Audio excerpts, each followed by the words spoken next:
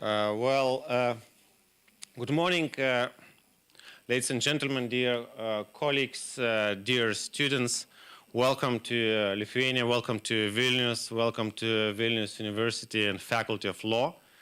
On behalf of this alma mater Vilniensis, I would like to warmly welcome at the conference, international conference devoted to very interesting topic. Digitalization in law, something what we see every day on the news, something we're starting to feel in our professional work, because to my personal understanding, this phenomenon spreads across all the branches of law. That's why we have chosen to make it this kind of universal conference, because we try to show for our colleagues, for ourselves, how interesting it could be accepted, or how interesting it could be approached in different branches of law, this digitalization phenomenon. So today we start the conference devoted for PhD students and young researchers. We organize the conference for the 5th consecutive year and 6th consecutive year. I'm so sorry, Vigita, you're making good point, which says that this is a very nice tradition. And this conference also organized in the framework of the PhD network of PhD studies in law. The network established by the Vilnius University Faculty of Law, Johann Wolfgang Goethe University, Frankfurt am Main, Nanterre La Défense University in France, and Łódź University in Poland. So those are our partners, and I would say on the name of the law faculty, Vilnius University, very warm thank you, our partners, for being with us in organizing this conference. So as you can see from the program of the conference, we have a lot of people coming from various countries. So we calculated 11 countries, more than 50 participants. This is also thanks to the technologies, because the digitalization is also can be seen in organizing the conference. You probably all saw the advertisement or received the news about the conference via various means of information, including social media, which brings also me to another point, how important the topic is. So today and tomorrow we'll be having interesting discussions. I would like to wish that everybody participate actively in elaborating on the topics which will be presented, because from my personal experience, I had a lot of different experiences in participating in the conferences. The best conferences are those conferences where I was able to speak out. So not only to listen, but also to ask the question, to receive the answer, to argue, to discuss it. This is very useful, and basically in this way we can grow as researchers, as persons, as professionals. And secondly, also I'm so glad that we have beautiful weather in Vilnius.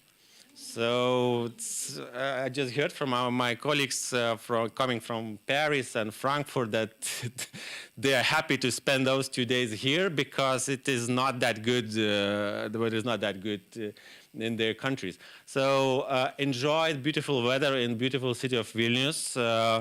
I hope that you will see as many spots in this beautiful city as possible. And third, very important question, very important remark is can be related to the work. I call it networking. Networking means social activities together, making friends, going out together, have parties, celebrate, but also work together. Basically, I think this is one of the most characteristics of the successful researcher.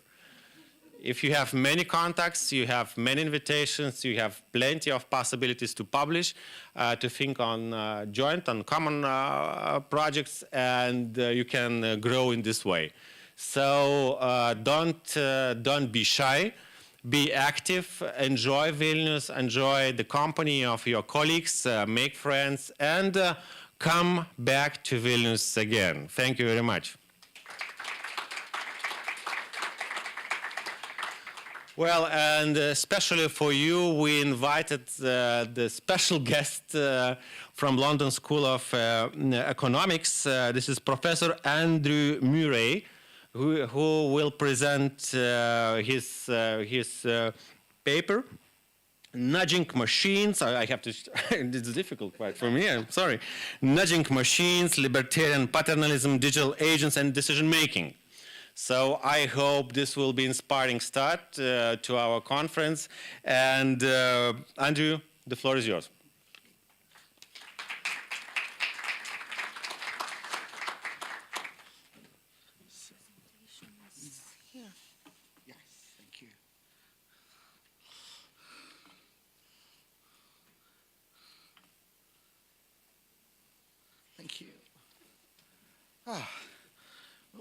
Thank you very much. It's two things, I think, to start off with. One is it's good to see so many people inside on such a lovely day. I can see the draw of being outside is quite tempting on a day like this. So I'm glad to see that I have more attraction than the sun, which is a good starting point. Also, thank you to the organising committee, and especially Vegeta, for inviting me to come along and giving me the opportunity to see this wonderful city, and to see and to hear from you who are here today and tomorrow. I've been asked to kind of kick this off, and sort of opening up any kind of conference is difficult because you don't know exactly what tone to set. Do you kind of sort of make it light and sort of get people relaxing in, or do you go straight into the hardcore stuff, and where to strike that balance? So I've gone straight for the hardcore stuff. I thought, you know, no mucking about. This is sort of, I expect this is sort of why I've been invited to come along. So this topic, nudge and nudging machines, libertarian paternalism, digital agents, and decision making, reflects something I'm working on at the moment, and it will eventually be part of a book on sort of what digital agents mean for human decision making and how the law has an influence in this. If you're interested in this topic, you can sort of pick up a little bit more on it. I did an inaugural lecture at the LSE in 2016, I think it was. Yes, it was 2016, and it's available through the LSE's online lectures. You just search for Open the Pod Bay Door Hal, plus add my name or add LSE, or you'll just get countless references to 2001: A Space Odyssey. But if you add these things, it will turn up. So I'm going to talk, well, I've no idea. I've not timed this. I'm hoping I'm going to talk for about 40 minutes or so. If it turns out to be longer, I'm sure somebody will make signs or something, and then there'll be hopefully a bit of a chance for some discussion. So what do I mean by this? So this is going to come in three parts, essentially, this talk. The first part is on sort of libertarian paternalism, just in case you're not familiar with it. The second part is on, he said, flicking through his notes, machines guiding our decisions. And the third part is what I see as perhaps some of the risks that lawyers need to think about. In fact, everyone needs to think about, not just lawyers. So I'm going to start with libertarian paternalism and nudges. So this, it seems from this slide, is the exclusive domain of old white men. So we've got Richard Thaler and Cass Sunstein, who collectively wrote the book Nudge, which I'm going to be talking quite a lot about. Richard Thaler is a behavioural economist. Cass Sunstein you may have heard of as a kind of regulatory theorist lawyer. And that's Daniel Kahneman, who you may have heard about. He wrote a book called Thinking Fast and Slow. He's also a kind of behavioural psychologist stroke economist. He used to do work with a chap called Amos Tversky. And they're kind of changing the way that lawyers and regulators think about the process of the law. They're trying to introduce a new way of regulating people called nudge theory. So just in case you've not heard of it, I'm going to take 5-10 minutes just to explain libertarian paternalism in nudge theory. If you have heard of it, the good news is you can then sort of catch 5 or 10 minutes, just a nap, and then come back in 5 or 10 minutes. So what is libertarian paternalism? It was introduced by Thaler and Sunstein in this book, Nudge, which they wrote in 2003. Richard Sunstein talks about it more in a book that's on the next slide called Why Nudge? So essentially what it is it sounds intellectually wrong. You can't be a libertarian and a paternalist. Because libertarians are about do what you want, and paternalists are about, yeah, but don't do that, it's bad. So how can you be do what you want, but don't do that, it's bad? It doesn't make any sense. So these are a couple of quotes from Thaler and Sunstein to try and kind of explain. Libertarians embrace freedom of choice, deplore paternalism. Paternalists are thought to be skeptical of unfettered freedom of choice and deplore libertarianism. According to our conventional wisdom, this cannot work. But they argue libertarian paternalism is a form of paternalism libertarian in spirit. It should be acceptable to those who are committed to freedom of choice on grounds of autonomy or welfare, and it includes actions, rules, and other nudges that can be avoided by opting out. So this is them trying to explain how they get around this. So how does it actually work? Well, it starts from the principle that they're not telling you what to do. So they're not paternalistic in the, you must wear a seatbelt, you must wear a helmet when you're riding a bike, or that kind of paternalism. It's not rules-based paternalism.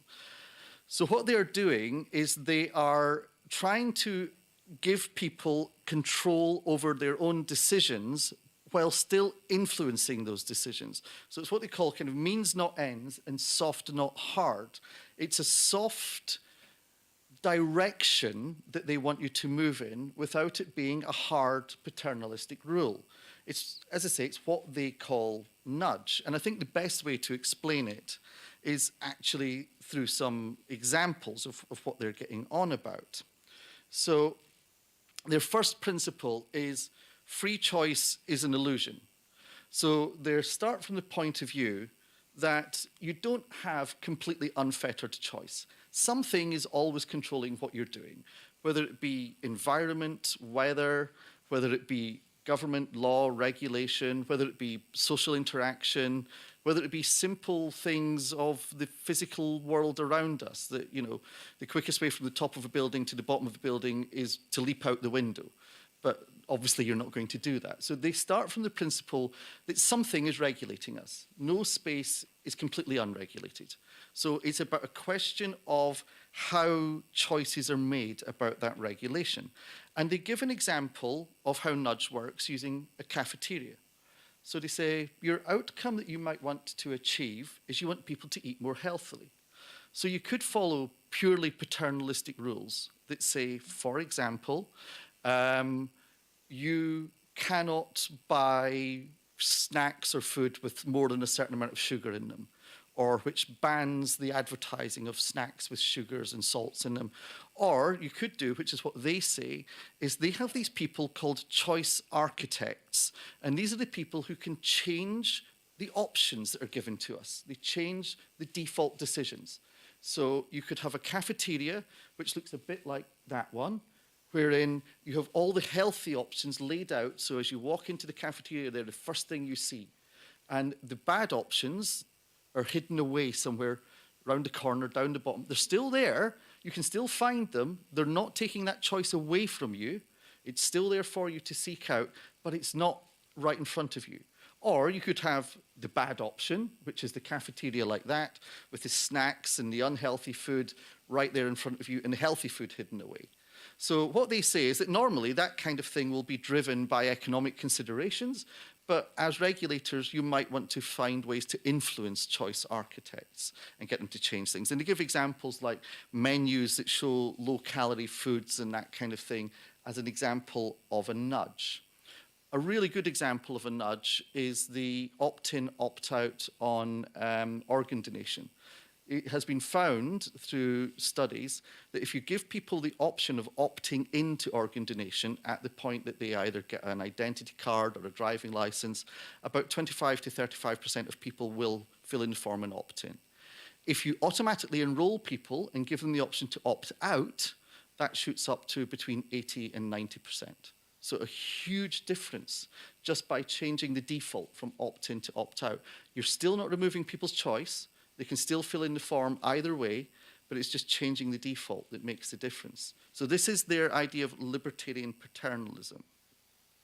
So we can start from the idea that, you know, we've all theoretically are good decision makers.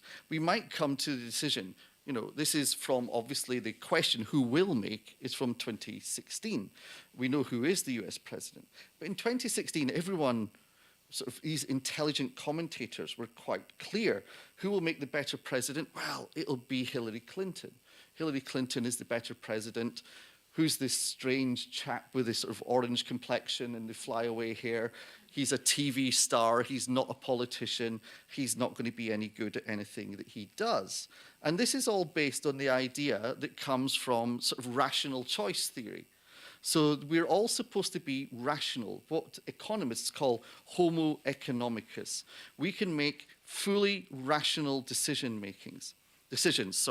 And this leads us to assume Hillary is better than Trump. The truth is, nobody knew. There was no reason to assume Hillary would be a good president, no reason to assume Trump would be a bad president, apart from how they present themselves. There's some argument, there's obviously very strong arguments the other way, there's some argument that now that he's got a handle on what it actually means, Trump's being a relatively effective president. It's maybe because he allows other people to make the decisions. But you know, there's things like employment in America is on the up, the economy is actually booming at the moment in the US. He seems to have, by his interactions, we'll call them, have led to a rapprochement on the Korean peninsula. So, you know, I don't know how much credit goes to him, but he's not doing as terrible a job as everyone said. We had made what might be a rational, or we would assume a rational choice, but in fact what we do is we make bad choices all the time. We make bad choices all the time because we don't have enough time, we don't gather enough data, we rely on secondary sources. It's all something that comes from what's called the paradox of choice, which the American economist Schwartz wrote about in 2005. So he's pointed out that when he was a young man and he wanted to go and buy a pair of jeans, he went into a shop and he bought a pair of jeans. And essentially the choices were, do you want blue or do you want black? Now, when he goes into a shop, he says he's met with an array of choices. Does he want bias cut, boot cut? Does he want... I don't know, you can tell I'm not sartorially elegant, so I don't know all the choices you get when you pick jeans. But he says, as a result, what he does is he just says, give me the first pair. I don't care, I just want a pair that fits. I don't know if I want... So that's the paradox of choice. We now have too much choice and therefore make bad decisions.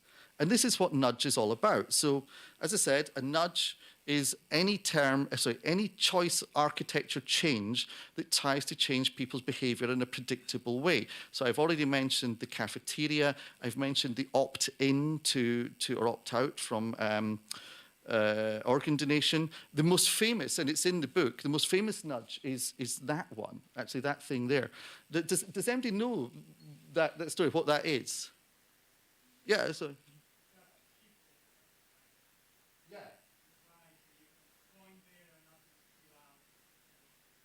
Exactly. It's the famous Schiphol fly. And Schiphol Airport found, and this will be no surprise to all the men in the room, and probably no surprise to all the women in the room as well, that apparently when given such a difficult task as to aim at a urinal, men miss most of the time, well, not most of the time, but enough of the time that it takes a considerable amount of time to clean up afterwards. So this idea was trialled at Schiphol Airport, where they give you something to aim at. And it actually is surprisingly effective. The amount of money and time that was being spent on cleaning the area around about the gents' urinals was reduced considerably by the simple expediency of adding a fly in the urinal as something to aim at. It's a simple nudge, and it's been adopted in many variations now by a number of places, different things that you can aim at. Another one is this system which, when it calculates, this is an automated till in the States, when it calculates your change, it has a little button just to ask you to donate the sort of coins part of the change, the 14 cent, as a charity donation. And what they find is just by sort of putting that into the system, people will more often than not just press donate. They have this, just a little nudge just to give some money to charity. They don't miss 14 cents and they feel better about themselves because they've gave to charity. So that's essentially how nudging works. And it's being used quite a lot by governments and regulators. So in the UK, we have something called the Behavioural Insights Team, otherwise known as the Nudge Unit, and they have a number of policies. I'm kind of watching my time, so I won't go through them all. If anyone wants to ask me about them later, but these are some of them. Nourishing Start for Health, which is messages to new mothers about the benefits of things like breastfeeding their children and that kind of thing. An HMRC system to tell people that most people in their town had already paid their tax, which was a nudge to get people to pay their taxes and was remarkably efficient. So they have a lot of these kinds of things. It works quite a lot with cybersecurity. This is the thing that they use for cybersecurity, their Cyber Streetwise site. Is it secure? They tell you how to create secure passwords and all these kinds of things. They actually give good advice, which is better than many websites do, which say you have to add things you can't remember, like numbers and special characters. They say the best password is something like 3 random words that you stick together. You know, like banana, elephant, horse. And that's actually a stronger password than, you know, password with a $sign as one of the S's and various things. It's actually much better. So they give advice and try and nudge in that way. They also engage, obviously, with businesses as well. So that's nudging. It's essentially about changing our options and trying to get us to do what you want without the intervention of hard law. So where does this lead into digitalization? Right, well, this is the second part then. I'm going to argue that all the machines that surround us, these kinds of things, this kind of thing, even this, is a choice architect that changes our options. And this is based partly in the work of, again, it's white men. I can't take myself out of that group. So we've got Jonathan Zittrain there, who wrote the book, The Future of the Internet and How to Stop It. The famous Lawrence Lessig, who wrote Code and Other Laws of Cyberspace, and that's Richard Susskind, who's written a number of books on the future of the legal profession, essentially. So these kinds of guys. So Lawrence Lessig is probably most famous for this little sort of image that he produced, which is his modalities of regulation structure. So Lawrence Lessig said, essentially, there are 4 modalities of things that regulate us as constraints on our decision-making. There is laws, norms, markets, and architecture. So law is obvious, markets through prices. You know, you might want to buy a Ferrari or a yacht, but most of us can't afford a Ferrari or a yacht. Norms regulate us through sort of social sanctions and these kinds of things. You know, people saying, don't do that, that kind of thing. And architecture, the physical world. Try to walk through a locked door, doesn't work. The door will stay locked and you will bounce off it. So that's his kind of modalities. And his point is that what you do mostly is that if you're a lawyer, as a regulator, you don't apply law directly all the time. You apply law indirectly onto the other things. So you make market interventions. You try to influence normative behavior through changes in the law. And for Lessig, very importantly, you can change architecture or code through legal intervention.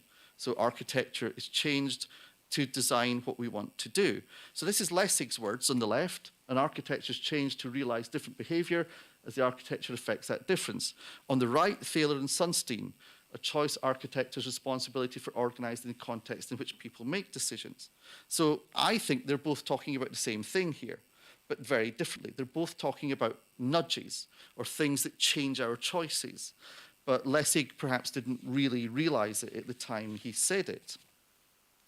So Lessig is famous for something called the New Chicago. So sorry, this slide's so busy. I'm not going to read it all out. You can see it, and I'll make the slides. In fact, the slides are already available, and Birgitta can make a way for them to share with you. So on the left, we've got the Libertarian Paternalism of Thaler and Sunstein. On the right, we've got Lessig's famous New Chicago School. Both of them are talking about the same thing. They're both talking about constraints on choice, constraints on freedom. Thaler and Sunstein more soft. Thaler and Sunstein are talking about choice and freedom of choice. Lessig is talking more about constraint, but they're both talking about the same thing. They're both talking about how our behavior is changed by the things that we interact with. So we as lawyers like to think that people comply with the law because it's the law. And sometimes we do comply with the law because it's the law, but often we comply with the law because the law makes changes in markets, or the law makes changes in norms, or the law makes changes in architecture. And the best example of that, actually, which is brilliant in terms of changes in norms, is that the automatic driving function on a Tesla car, if you turn it on, will always, or nearly always, drive at around the speed limit for the road. So if the speed limit on the road is, let's say, 80 kilometers per hour, then the car will drive at 80 kilometers per hour. That's not because the law says it should drive at 80 kilometers per hour. That's a maximum speed. It's because everybody drives at 80 kilometers per hour, so it's a safe speed to drive at. So the law has set a maximum, but we normatively have taken that to be a maximum and minimum. So the law has kind of changed our normative behavior as well as kind of the legal structure. So it's an interesting thing, the way that law affects us. So how do these kinds of devices actually affect us? Well, we see it in all kinds of ways, little nudges that we get. So here's online nudges. These are very hard to read at this size. But I'll take the one in the middle as an example there. That's an example of an antivirus software installation. And it gets to this point where your software is being installed, and it says, hey, you've installed the free version. Brilliant, we're really pleased you've installed the free version. Hey, but look, all you get is this one little green tick at the top. But if you pay just $29.99, you can have green ticks all the way down. 4 green ticks for $30, that's not bad. And it's trying to nudge you into buying the full version. And of course, they've picked things that are deliberately not in the free version to highlight what's missing. It's obviously for commercial purposes. So machines kind of nudge us, and they nudge us more, arguably, I would say, offline than online. Who here has a smartwatch? This is a digitization conference, and like one person's got a smartwatch? And you threw it away. Why did you throw it away?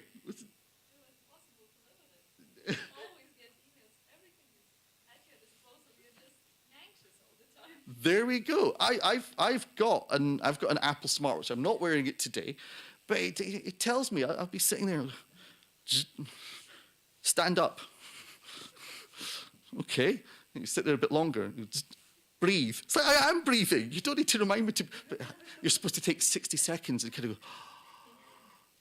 go. It nudges you all the time. It's sat-navs. There's lots of examples of people who just blindly follow sat-navs down alleyways, into rivers, because the sat-nav says there's a road, and they just don't think for themselves. You get nagging fridges that tell you the door's left open. I know the door's open. I'm putting food into the fridge. You don't have to tell me the door's. And of course, things like driver aids and these things. So my argument is forget that top line. That's not even important. It's this bottom line that's important. It's where these machines are changing our choices. So are digital machines choice architects in the Thaler and Sunstein sense? Well, arguably not. This is another. Is there anybody in this who's not a white man? No, I'm afraid not. Really sorry about that. This is Roger Brownsword, ex of King's College London, who says machines are not choice architects because machines don't kind of make choices for us. Other people make the choice and then place the machine there. And so does Colin Scott say this. He's University College Dublin. Colin Scott is a very famous regulatory theorist, and he says that he doesn't believe that architecture or design is what Lessig would call a modality. He says it doesn't have all these things that we need of regulation: responsibility, accountability, and agency. He says at best it's a technique of the other three. So in short, it's probably not a choice architect. Machines are not making choices for us and presenting information for us in a particular way. But I think that they are the tools of choice architects. And again, I'm going back here to Lessig and Zittrain, and in particular Zittrain. Zittrain's work is really important in this. His book, 2008, The Future of the Internet and How to Stop It, he points out that before sort of 2007, 2008, the internet was what he called generative. Anybody could go online and create a web page and have a blog and have a MySpace space and all this kind of thing, and it was great, and everyone was taking part. And then along came the big corporations, and they started to lock it down. They started to platformize the internet. So you get the Google space, like YouTube. You get the Facebook space, including Instagram and WhatsApp. You get the Apple space, which is everything you stick on any Apple device. You get the Google space again, which is almost anything that goes into the Android space, et cetera, et cetera. And he says we're getting less choice. So what's happening is these machines are being employed to design the choices for us, not necessarily in our interests. So is that true?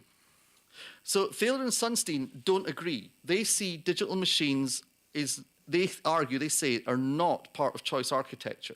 They simply say that software enhances choice by giving you things like data comparison. So Thaler and Sunstein completely disagree with this point of view, but I think they're wrong. To be fair, I've not won a Nobel Prize in economics.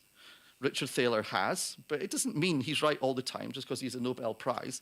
There is no Nobel Prize in law, so I can't compete with him. Let's take as an example the UK Work Capability Assessment. This is a very boring part of regulation.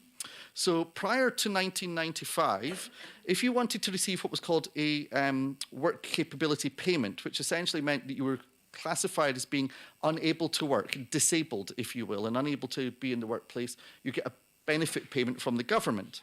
So prior to 1995, the way you got it is your doctor filled in a form and then you got the money. So your doctor made the decision. People didn't like that because they felt that doctors might be biased in favor of their own patients. So from 1995, they began doing their own assessments, doing something called an all-work test, which was basically they had their own panel of doctors who then looked at people and did their own evaluations. So far, so good. This is all human choice. But then it changed. And from 2000 and, oh gosh, I think it's 2 or 3 onwards, we now use something called a work capability assessment, which is a set of 30 computerized questions.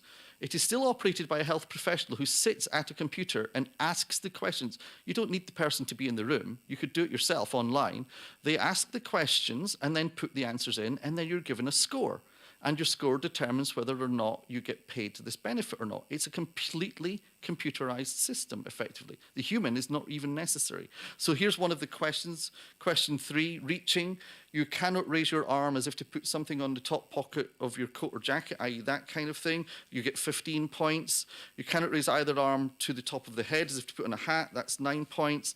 Cannot raise either arm above head height as if to reach for something. That's 6 points. None of the above, 0 points. And it's all done in this way. How far can you walk? How long can you sit? There's also mental questions that are in there as well. And everything's reduced to a points score.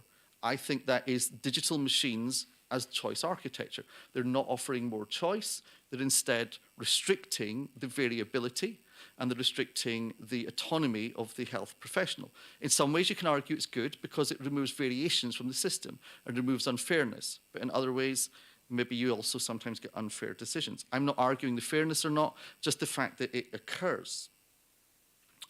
So designing code is a choice architecture and a constraint. And so there's this famous idea, you'll have heard Marshall McLuhan, the medium is the message. This is this digital determinism theory.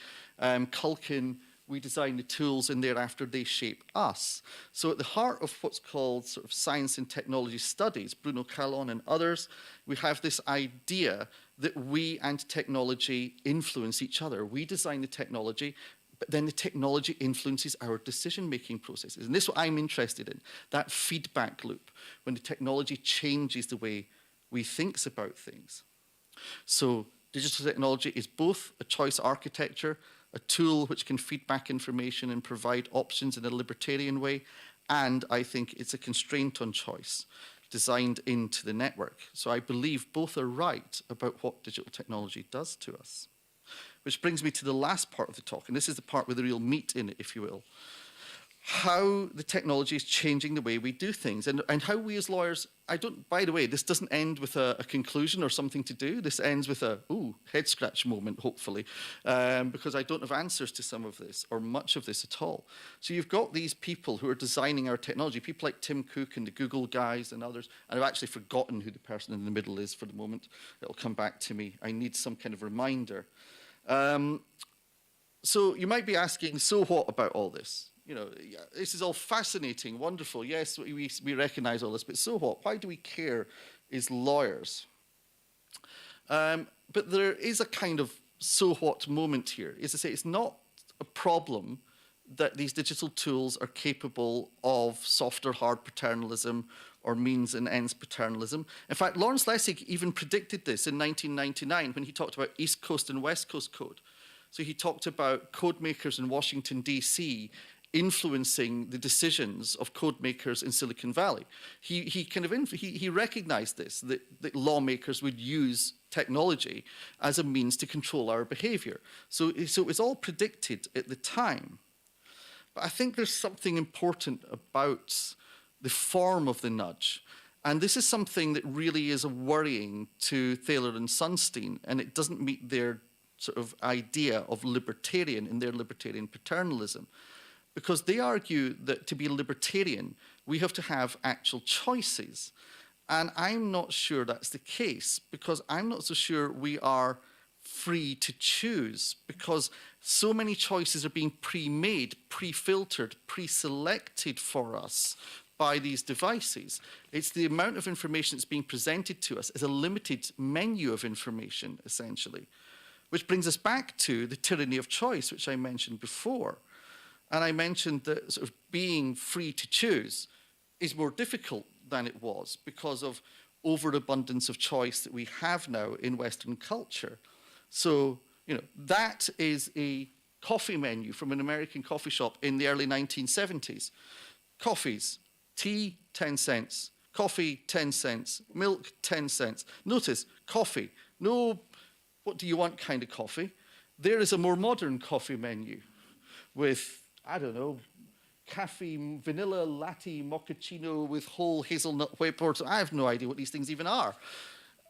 We have so many choices that, going back to what Schwartz said, a lot of the time we will just default to something we recognize or something that is presented to us. Now, that's fine as long as we know what we're doing, but where this is being done by devices, which are sort of removing some of our decision making, it's more worrying. And so this is my argument, this is the argument, if you will, that what we're doing now is we're asking our devices to make choices for us. They're more than just, if you will, choice architects. They're actually making the choices for us. And they are presenting this to us as a positive thing. We learn what you like, and then we give you those choices. So if I say, Siri, recommend me a restaurant, Siri knows that I like Indian food and dislike, I don't know, fish. And so she will not tell me about the wonderful fish restaurant around the corner, but will tell me about the Indian restaurant 5 streets away, not realizing that my friend who loves fish is also coming to the restaurant with me. But I don't know she's done this. That's the problem. That's the bit that's the problem. It's the not knowing bit. So we are having a problem that the bounded rational man or woman is outsourcing decision making. And we see it all the time. We see it with things like Google's autocomplete function, where you start to type something in and Google tells you what it thinks you're looking for, which is actually surprisingly common, that people will then select what comes in the drop-down menu. The drop-down menu. So it's influencing our decision making. And so I'm saying we're outsourcing our decision making to these devices. And why do we do it? We do it because we're lazy. We do it, Daniel Kahneman explained this. He said there's 2 types of brains, system 1 and system 2. System 1 is really simple decisions that we make without thinking about it. So you jump in a car and you can do the basics of driving, you can do the steering, you can keep in the lane, you can do the acceleration, you can change gear, all these kinds of things without thinking. When you have to do other things like calculate a route that you're going, then you engage system 2, because then you have to think more about something. And Kahneman's point is that system 2 is really lazy. And I can prove to you that system 2 is lazy. Okay? What is 12 times 6? 72. That's system 1. And it's system 1 because at school you probably learned your tables all the way up to 12 times 12. So you don't even need to think about that. System 1, you just do it. Right, okay, next one. You see, now what's happened is system 2 is kicked in. And now you're kind of going, do I want to spend enough energy calculating this? Does anybody know the answer? Does anybody bother to work it out? Thank you. Somebody worked it out. See, we're at the point where that system 1, system 2 bordering you. Sorry, your system 2 usage, you think it's worth it. But then you can go, like, that one. Now, at this point, pretty much everyone just goes, I'm just switching off. The answer is 214,338, as everyone was just getting to, of course. But in truth, what most people do at that point is they will do something. It won't work because I turned this off onto airplane mode. But most people will just do that. And Siri, what is 417 times 514? And then take that. And nobody checks what Siri tells them. Siri could be wrong. Nobody ever manually checks. It's like, yeah, it's whatever Siri says. She's right. She's never wrong. We never check that these things are telling us the right thing. Okay, another example very quickly. Who won the 2014 Eurovision Song Contest? That's 3 years ago, 4 years ago coming up. Nobody remember? Conchita Wurst. Yes, thank you. You see, that's just within the limits of what we remember. Okay, you can use a smartphone if you want. Who won the 1972 Eurovision Song Contest? No, it wasn't ABBA. It wasn't ABBA. I think ABBA won in 73 or 74, actually. I can't remember which. Not 72. No. Nobody's wanted to Google for it. I can give you the answer. It's Vicky Leandros representing Luxembourg. I didn't know that either. But then again, I don't know, because that's what I was told on Wikipedia. So it might not be true. It could be a lie. But that's what I found when I looked it up. So I think we get 2 kinds of digital decision-making. And this is quite important, and it comes to the very near the last point. So I'm just getting to the end now, so I'll be finished in about 5 minutes. We have these machines that assist us. And in some ways, this is good. This fits within in some elements of Thaler and Sunstein, where it's not too hidden. So this is things like a route map planner on a sat-nav that tells you the way to go as long as you think about it. Devices telling you to click your seatbelt, these kinds of things. We're moving into the second stage, which is now called supplementary decision-making. And this is where devices actually give us information we wouldn't otherwise have and gather. So things like smartwatches that record your heart rate. We've got there, at the top is a product that actually is it's like a little thing you tag onto your jacket or dress or whatever, and it tells you if your posture is right. So if you slouch or whatever, then it records that and tells you if your posture is wrong. The middle one is wearable jewelry that records how much UV light you've exposed your skin to. And so you can kind of take steps. The idea is to prevent your skin from aging, kind of thing. So we're now in this level of supplementary decision-making where machines are gathering more information of certain types and presenting it to us. The final stage is actually going to be machines that make decisions for us without us having to do anything. So the human computer has got more complicated over the last few years. We used to have simple inputs, eyes, ears, hands, etc. And now we've got an additional input. We have these devices that we have with us all the time. And it's really interesting. You take these devices away from people, and they actually have genuine separation anxiety when you take them away from them. The CPU RAM used to be your brain, but now you've got this hard disk drive that you carry with you as well, that is all this extra information, which leads to sort of more and more complicated outputs. My concern is one of over-nudging, that when we actually anchor nudges in digital technology, we will over-nudge, and we will take away the libertarian part of libertarian paternalism. And this is particularly due to the relationship we have with our digital devices. If it is something that does not leave us free to choose and does not enhance choice in the way that Thaler and Sunstein want, it will lead to a limiting of choice and a removal or an outsourcing of decision-making. This leads to a new heuristic, the data authenticity heuristic. So if you know heuristics, these are kind of mental shortcuts that we use to make decisions. Things like I've gone into a bit. Things like, if you ask people which is the bigger city, Chicago or Guangzhou, they will say Chicago because they know that, but it's actually not the right answer because, as in most Chinese cities, they're actually bigger than most American cities. So I think there's a new heuristic, the data authenticity heuristic. People will believe anything that a digital resource tells them. They will believe something they read online or presented via digital devices ahead of other things they experience. They trust the internet more than anything else, or, as Abraham Lincoln, of course, famously said, if it's on the internet, it must be true. I'm hoping you've noticed that's not true. This is the kind of thing that leads to problems like fake news that people have been talking about. The issue of relying on news presented from completely fraudulent websites, but it's on the internet. It must be true. So we need to think about what we're doing about this data authenticity heuristic. Examples of this. You may have seen this story. KFC probes claims 3-year-old victim of pit bull attack was kicked out of restaurant because of her facial injuries scared other diners, as it donates $30,000 to her charity. 3-year-old Victoria Wiltshire was injured when she was mauled by 3 pit bulls in her grandfather's backyard. She lost her right eye, etc. Wiltshire's mum was getting mashed potatoes when KFC worker asked her to leave because she was making other customers uncomfortable. KFC has publicly apologised for the incident, saying of zero tolerance, and has now vowed to donate $30,000 to help pay for her medical bills. A kind of, in some ways, heartwarming story that a large corporation will donate money to help a child's medical bills. The problem is, and if you excuse the language, the entire story is bullshit. There is nothing to it. It is true that 3-year-old Victoria Wiltshire does have deformities caused by being mauled by pit bulls. It is not true she was ever in a KFC with her mother or that a worker asked her to leave. Despite that, over £100,000 was raised, $100,000 was raised on a GoFundMe page for her, and KFC had to publicly apologise for something that didn't happen.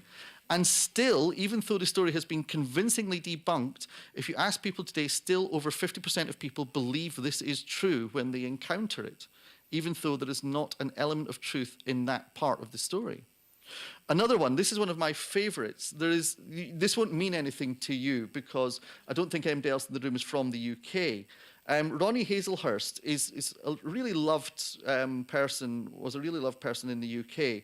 And he wrote theme music for television programmes in the 1970s and 1980s. And when you hear all his theme music, it kind of strikes a tone. It's very famous. But is it in here? No, I can't remember. I'm just looking for something in here. Oh, yes, here it is. Yes. At the bottom of this, you will notice a correction. The following correction was added on Friday, October 5th, 2007. Ronnie Hazelhurst had no part in the writing process of S Club's song Reach, as was claimed in the blog post above. That's from the Guardian website. Every newspaper, the day after he died, reported he'd written a song called Reach by sort of tween pop band S Club 7 in the 2000s, which wasn't true. What had happened is the day that he died, somebody, a prankster, had gone onto his Wikipedia page and had edited his Wikipedia page and added this information, which was then reported as fact by nearly every major newspaper in the United Kingdom in his biography, including the Times, the Guardian, the Daily Telegraph, and the Independent. They didn't check it. It was on the internet. It must be true. So the data authenticity heuristic means we place too much reliance on digital resources. Anyone who knew Ronnie Hazelhurst would have known he didn't write Reach. It wasn't his kind of music. But the problem is you had 22-year-old interns being asked to write this up, and they just went to what they knew, which was Wikipedia, and didn't think to question it. As a result, we're overvaluing the data decision-making, and it's less nudge, more push. Lessig was right. It's constraints and choice, and unlikely to be libertarian in their actions. So what does this mean? Well, as I said, it ends sort of more with a whimper than with a bang. I don't really know what this means yet, apart from we as lawyers need to be very, very aware of this. Because if these devices are affecting decision-making and are affecting our actions without our awareness and without our knowledge, then we need to, as lawyers, be thinking about how we protect basic fundamental things such as autonomy, choice, freedom, free expression. Something I've not talked about is the filter bubble, where information does not flow from place to place, but instead gets stopped en route by various filters that impede access. So we as lawyers need to think about this when we write or we talk about anything that involves any of these issues. We as lawyers also need to think about the fact that law expects mostly rational choice actors to respond rationally to legal intervention, when what we're seeing is people don't act rationally and perhaps are not even acting in the way they would choose to act, even if they were acting irrationally, because the device is influencing how they decide. So we as lawyers need to realize that in future, probably the most important law enforcement tool that we will have is this thing. Okay, I think that's probably enough. So if you're interested, that's a bibliography of some things that you can read. Thank you.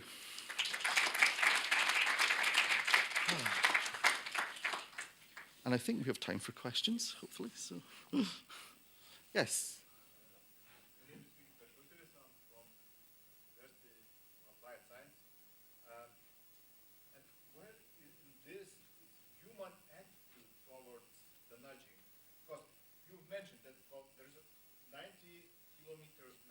Yes. Speed.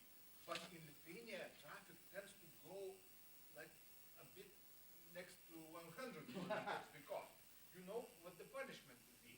Yes. If you do not trust your machines, make a choice. Not. So should you delete this and computer makes a choice, use no. Let's be a rebel. Yes. you with your lecture, you're destroying the trust in the machine. You're destroying the trust in the Wikipedia. Yeah, that's what I'm trying to do. And I think exactly that. And I mean, you are right that there is, I mean, I said if the maximum speed is 90, everyone drives at 90. Your point is correct. If the maximum speed is 90, everyone drives at 100. And even the lawmakers understand this. So they set a maximum speed which is about 10% less than the real maximum speed, and they really don't enforce unless you go more than 10% over the speed limit. And this is a kind of compact that lawmakers and citizens have with each other, that we all kind of know this is the truth. The choice, of course, the difference will become that, to take that example, if we allow the machines to influence or affect choices, as we move more to more machine-driven vehicles, more automated vehicles, then the vehicles will start to drive at the speed limit because they won't have to drive safely amongst humans who are driving at 100 when they should be driving at 90. The kind of default position will become, we will all drive at 90. Now, there's two things could happen here. Either we know that this is the default position and we have an option to override, which is one particular way it may go, or the other way is that we will have that option removed from us by lawmakers who will say, you have no tool to override. So this is one area where lawyers need to be involved. We need to think, is it more important that the roads are safe, and so that we don't allow humans the chance to override the vehicle when it's driving within a safe speed? Or is human autonomy and human freedom more important? Should we require that manufacturers of these cars have a button that you can push that says, I want to go faster for whatever reason? And there's really important questions of choice in this, because sometimes people, and this is something really important, so I'll actually say, law is something you can choose to break. Law is what we will call reactive. You can choose to break the law and then choose to face the consequences of breaking the law. So you can choose to break the speed limit and then face the consequences of being caught and being fined. You can choose to steal something from a shop and face the consequences of being caught. When things become hardwired in the technology, that choice can be removed from us. So if the device says you can go no faster than whatever the speed limit tells me is the speed limit for this road, then you have no option to say, no, but I want to go faster and I'll face the consequences. So the thing is, we have to decide as lawyers what is more important, having a kind of reactive legal system where we say we expect people to do this and give them choices and say, but if you act in a way which is antisocial, anti-communitarian, we will impose sanctions on you. Or do we want to have a system wherein we create a kind of ordered society, wherein the choices are all made for us in these devices, in these things, and we kind of live a happy life of doing what it tells us to do. So yes, and I think it's very important that this is part of the point of this, is that it's all about how we and the technology interact with each other. I think most of the point of this was just getting across that it is changing. Our relationship and the way we view the world is changing, because we just expect to be able to find things on these quite dumb devices, and it'll become more abstract when we have self-driving cars, and then it'll become more abstract again when we get things like autonomous drones and robotic devices like care robots and those kinds of things. So yeah. Yeah, of course. Yeah. We are overwhelmed by a market, and we are using nudges. So nudges are effective. What if the nudges becomes overwhelming, like everybody buy this, buy that, development, like it's the market. And there's a nudges, like sellers use this. You get rid of your law. Why? Because it's irritating. And you are switching off like a spam, you are switching off the spam. It is. You know, we're already at that stage very much. You're right. I mean, this tyranny of choice is not just now being played out in the choices we have. It's also being played out in the way information is presented to us. And so it is part of the problem, is that we have all these nudges: do this, don't do that; buy this, don't buy that; invest here, don't invest here. And as a result, two things are happening. One is, or I think, I'm not a psychologist, so I can't say, I think from observation, two things are happening. One is that we are becoming almost inured to these kinds of nudges. We expect them. They're all around us. It's kind of what I call the Blade Runner effect, is that everywhere you look, you see advertisements and all this kind of thing. The other thing is we are relying more and more on third parties to decide what we see. So spam filtering is one thing. Is this a message important to you or not? Will it come in or will it not? Facebook, with the way it organizes and reorganizes your news feed, always says they're trying to prioritize the best, most important messages. There's an argument around Twitter at the moment, because Twitter want to do a newsfeed style Twitter feed where they will prioritize what they think are the most important messages to you. And most Twitter users are saying, we don't want that. We just want the timeline feed that we have, where it all comes in by time. And at the moment, it's a slight mix of the two. So you're entirely right. And this is my worry. The more, as well as more choice, the more nudges we get, the more we will want the machines to try and reduce the amount of things we're seeing. And the danger is, when we do that, it's fine as long as we know they're doing it, and as long as it's doing it well. The danger is, as what happened with the fake news on Facebook, is that Facebook got it wrong and was promoting the wrong kind of thing. Now, they've admitted they got it wrong and they're going to fix it, but it doesn't mean that these things aren't going to happen again, essentially. But I do agree. Any other questions? Oh, yes. I guess what you're saying now about Facebook and that we are going, I don't think that that's a question that may be more of a comment. But as long as we know that we understand now that the program, the software, is not always right, so then we can actually change our pattern and then try to reevaluate what we see and then question it and look for some kind of like self-approval before doing something, which was not the case, I guess, 10 years ago before it started, because we were just like, yes, that's good, we trust that, and we go on with it.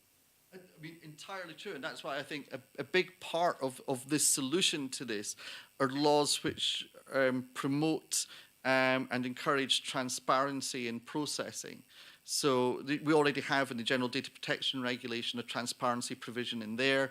It's some of the Tilburg research by people like Bert-Jaap Koop's, Hildebrandt, people like that, are looking at this idea of transparency by design. That that one of the things lawyers, and this is what I'm sort of promoting, one of the things that lawyers can do is that, well, they can't design the technology, they can require the technology designers to build in that kind of thing, to make sure, I mean, obviously, no system like Facebook or Google are going to reveal their algorithm, because that's their money, that's their trade secret, and it would be unreasonable to expect them to. But what we can expect, and people like Frank Pasquale has talked about this in his book, The Black Box Society, what we can expect is for them to be able to explain, what data goes into the black box, what data comes out of the black box, without explaining what goes on inside the black box, and to explain to us where our data are gathered from. One thing that's very interesting that the Facebook thing has shown to people is how we just have so little understanding. When people started asking Facebook for downloads of what data they hold on them, they suddenly found that Facebook had kept, for instance, posts that they had written but had never posted, that they had deleted. Facebook kept that for profiling purposes. Videos that they had prepared for uploading or pictures they'd prepared for uploading but hadn't actually posted. Also, when certain permissions were allowed, which Facebook nagged for, they had the details of all of your contacts in your phone book. They had details of phone calls made to these contacts, details of text messages sent and received out with the Facebook environment, not just in Facebook Messenger. They had all this kind of thing. And the other thing to remember is that that's only half the data that Facebook has on you. There's the other half, which is the data that Facebook generates, or which is generated by third-party companies and third-party relationships with Facebook. So this is the problem, is we might think we know what's going on, but we still as yet might have an incomplete picture. And this is why I'm saying as lawyers, I think the really important thing to do is to continue to push technology companies for transparency, either by design in devices or by transparency through things like transparency reports. The Google transparency report is very good, actually, if you want an example of a good one. So you can go to Google and you can download your transparency report and see what Google have on you and what they profile you with. Again, it's still incomplete. But yeah, exactly that. And that's why I'm saying part of this thing is, if you're aware, then I'm more comfortable with it, because then it's more like a nudge. If you're not aware, then it's not a nudge. It's, if we want to take the analogy, it's a push. And that push, to me, is one that's more uncomfortable in terms of autonomy and choice. But yeah, exactly. So there was a question at the back. So. Oh, got lots of questions. Yes.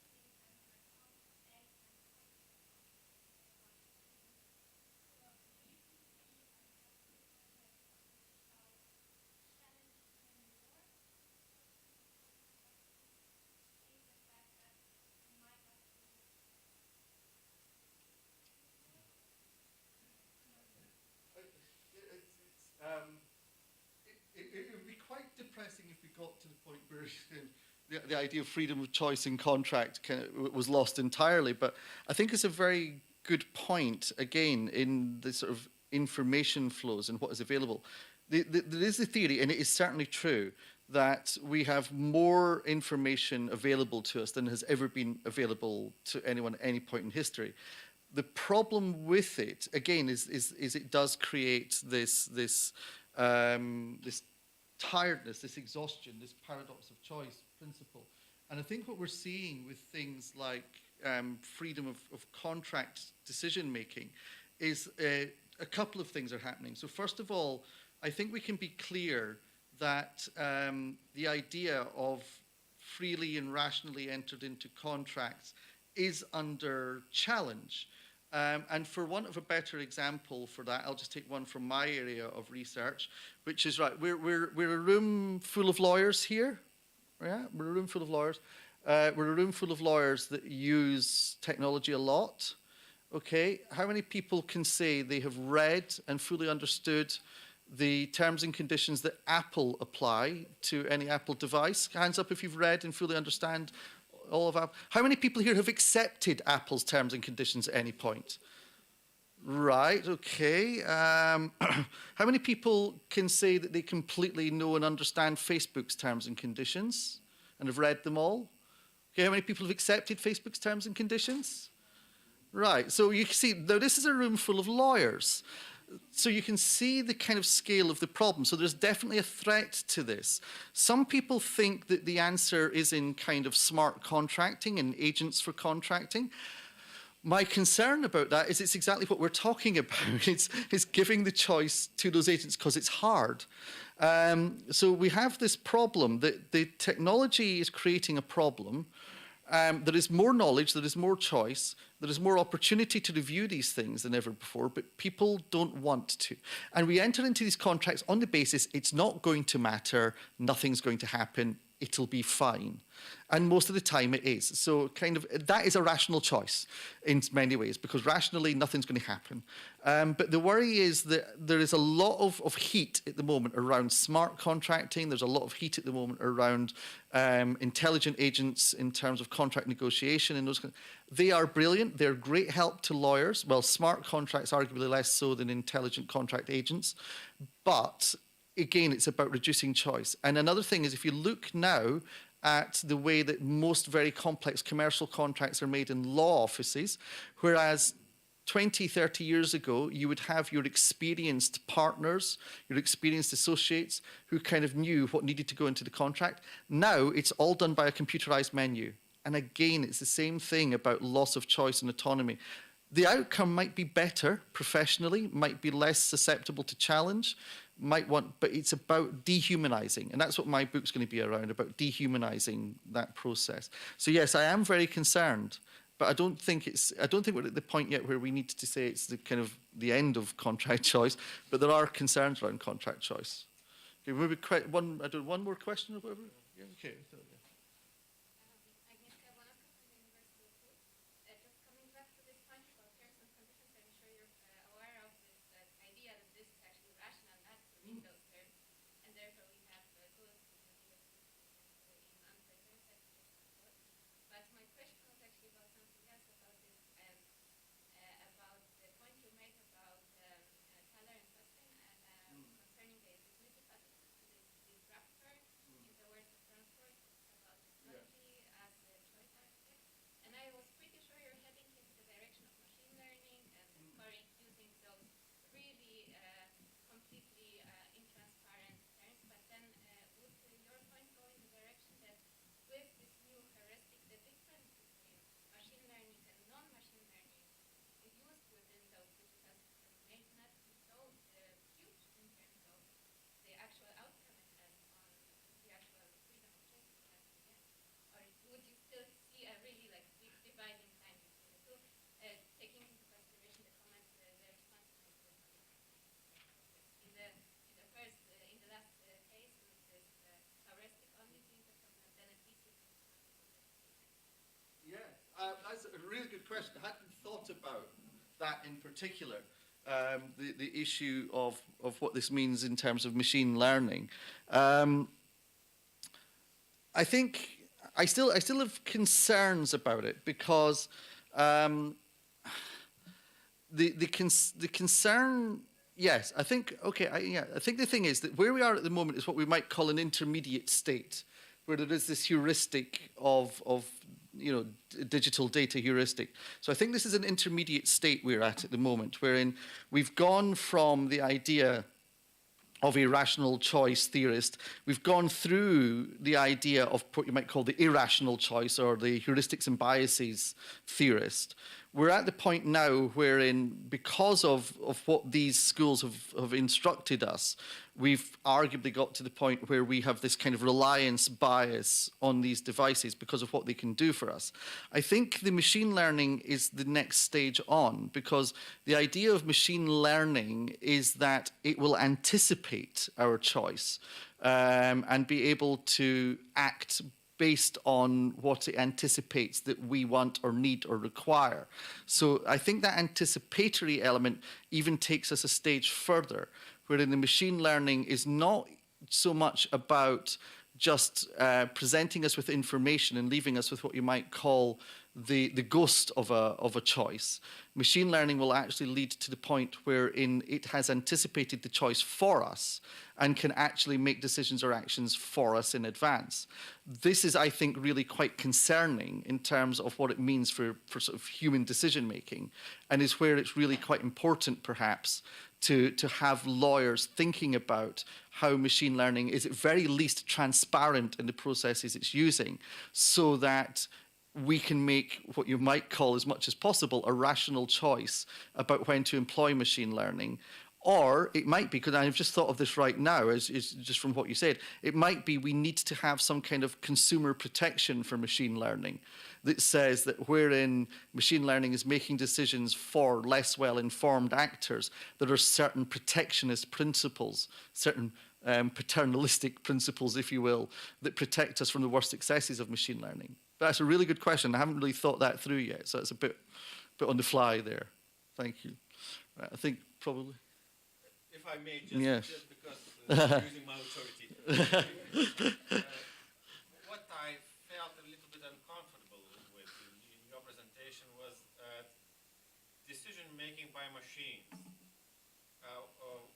How you could explain the fact that basically those are not machines who are making the choices, but the humans in the background who are coding, who are developing the software. So there's a line, if then, so this line is written by the human.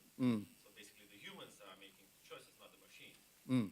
How you can respond to that? Yeah, well, that of course, that's the brown sword Colin Scott point, that machines are not choice architects. The choice is made by a human and the machine just employs it. So I agree entirely with that.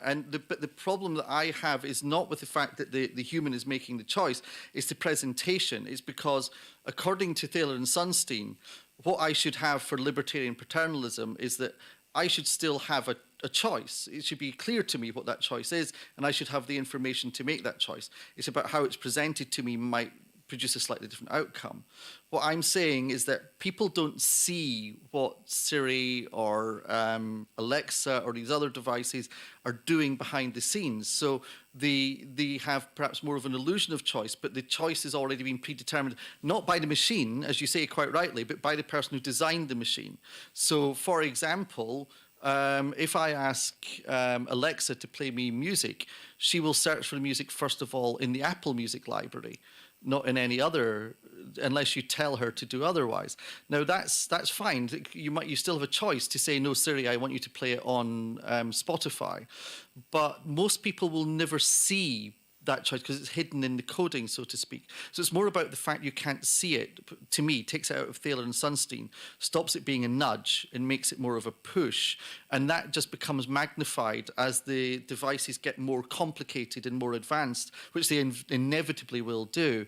And we will possibly get to the, well, not possibly, almost certainly get to the position in the next 5-10 years wherein we will no longer be able to say that the machine's code has been designed by a human, because now the most advanced AIs are actually these learning algorithms which actually kind of program each other. So the first generation of learning algorithm becomes the parent to the second generation of learning algorithm.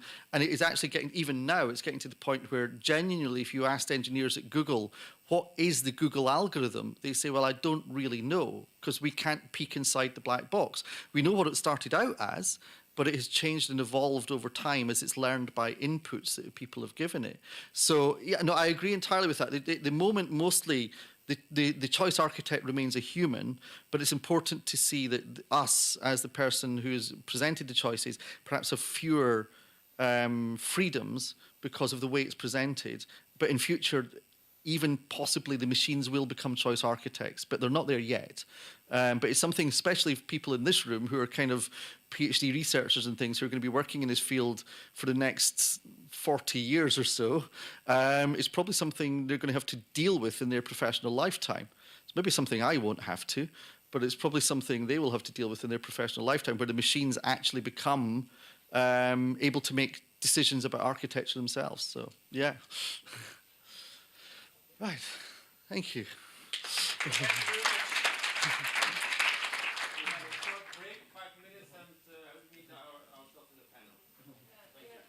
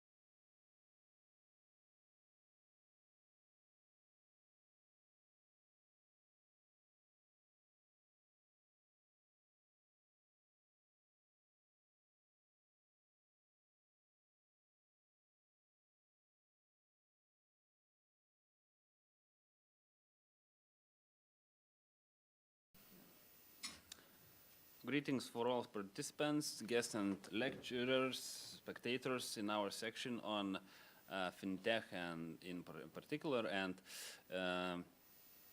digitalization of economic activities in general. I am Laurynas Didžiulis, Associate Professor at Vilnius University of Financial Markets and Property Law, which are interconnected sections, branches.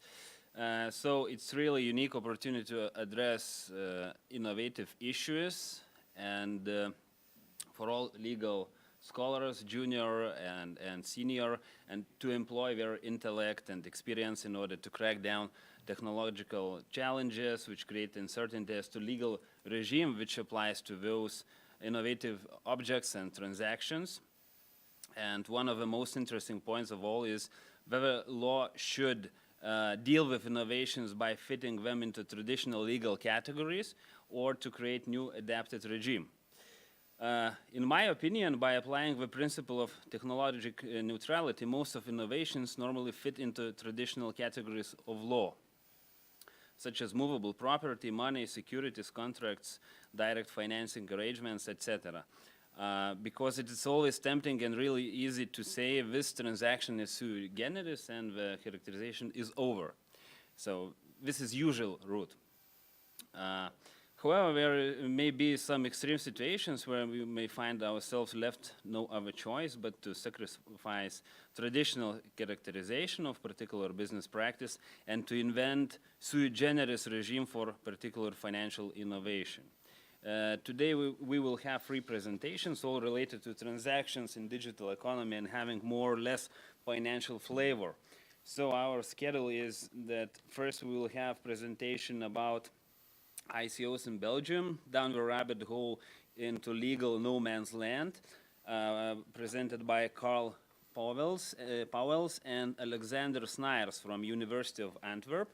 Then we will have a presentation called Digitalization of Business-to-Business Transactions, from digital onboarding to blockchain technology, presented by Aurelia Balčiūnė from Vilnius University.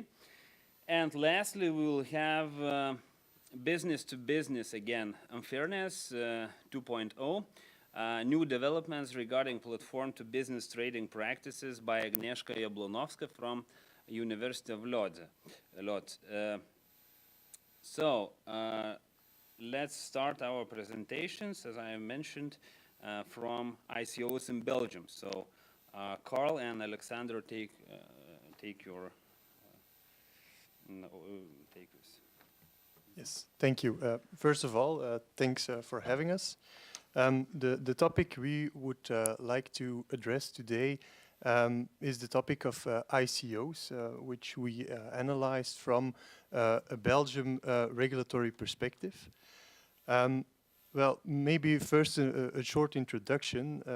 In the course of 2017, more than $5.6 billion was raised through an ICO. And in 2018, we found that already $5.2 billion has been raised between January and March. So the market is really growing, and even more in 2018. Now, what is an ICO, or an initial coin offering? Well, it is actually a fundraising event where a legal entity or a natural person issues so-called tokens, which are created with distributed ledger or blockchain technology, and then sells these tokens on an exchange in exchange for fiat currency, a legal tender, such as euro or US dollar, or more commonly for cryptocurrencies, such as the most common, Bitcoin. Now, the rights these tokens embody are commonly described in an information document, which is called or often referred to as a white paper. ICOs are often compared to IPOs, initial public offerings, where shares are offered to the public. We focused our research on ICOs set up by companies, as we have seen that the issuance of tokens forms an increasingly important way of corporate fund raising. And well, at the moment, there is a lot of legal uncertainty regarding the current regulatory framework, and more importantly, the question whether or not current legislation applies or should apply to ICOs and token issuers. Now, we have studied this phenomenon both from a financial law and an accounting and tax law perspective, and I will further address the financial law perspective, and my colleague Carl will talk about accounting and tax law issues. Now, Carl will say something about the short introduction on the terminology that is being used in the crypto community, and he will also introduce what we believe to be a tenable classification or taxonomy of the different tokens that can result from ICOs. Right, thank you. Yes, in fact, our study has shown two important points regarding the terminology of cryptocurrencies or cryptos or crypto tokens. First one is that there's a distinction to be made between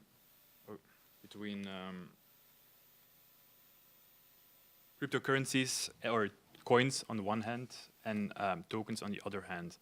As you can see here, cryptocurrencies are in fact meant to replace legal tenders such as euros or US dollars.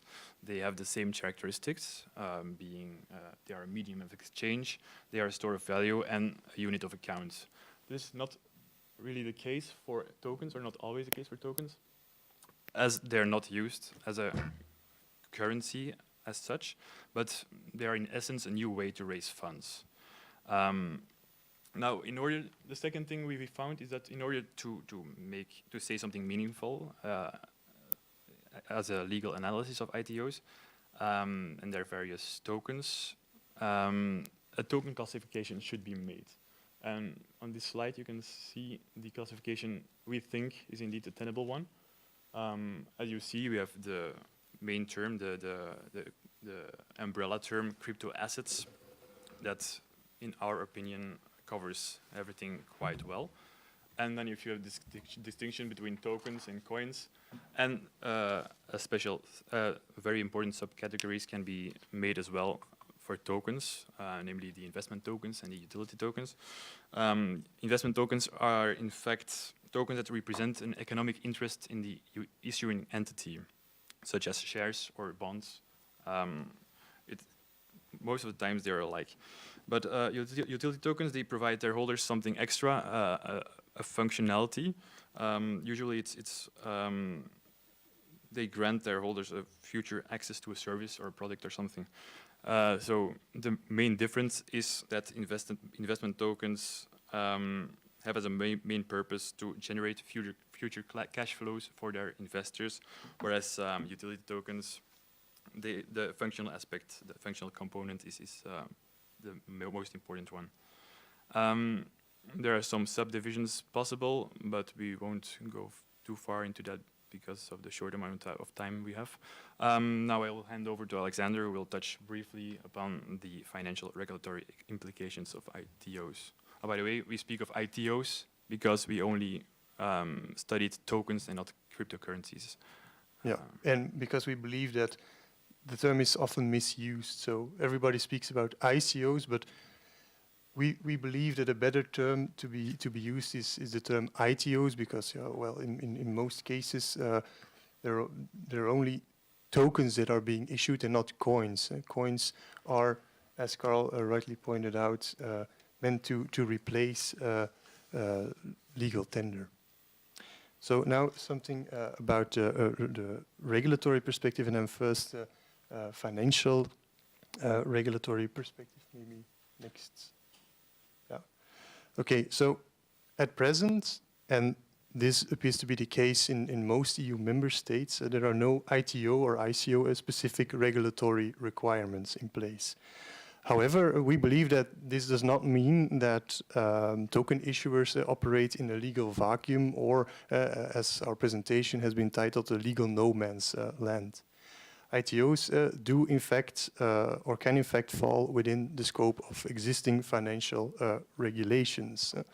What we have seen is that many tokens show great similarities with existing financial investment and investment instruments and even financial products under Belgian law. The term financial instruments is of course also used in European legislation. Just on the side note, in Belgium we have the term investment instrument, which is being used to define the scope of the prospectus regulation, the Belgian prospectus law. On a European level, this is the scope is defined by the term transferable securities. So we have seen that many tokens show great similarities with these existing categories and could in fact fall within these broadly defined categories. And on the other hand, and this is of course will definitely be the case for what we have defined as investment tokens. Just go back here. Well, for utility tokens, this might at first sight not appear to be so easy. One could say, well, they do not appear to coincide or fall within the scope of existing definitions of financial and investment instruments. However, we believe that if you look at the economic reality on the token markets today, two important points become apparent.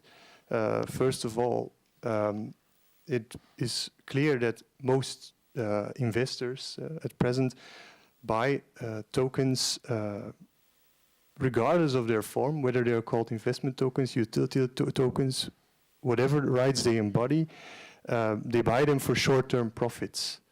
And so not for the utility they confer. And secondly, all of these tokens are very, very actively traded on secondary markets, on various crypto exchanges. And therefore, we believe that they also fall or should fall within the scope of the broader term financial instrument.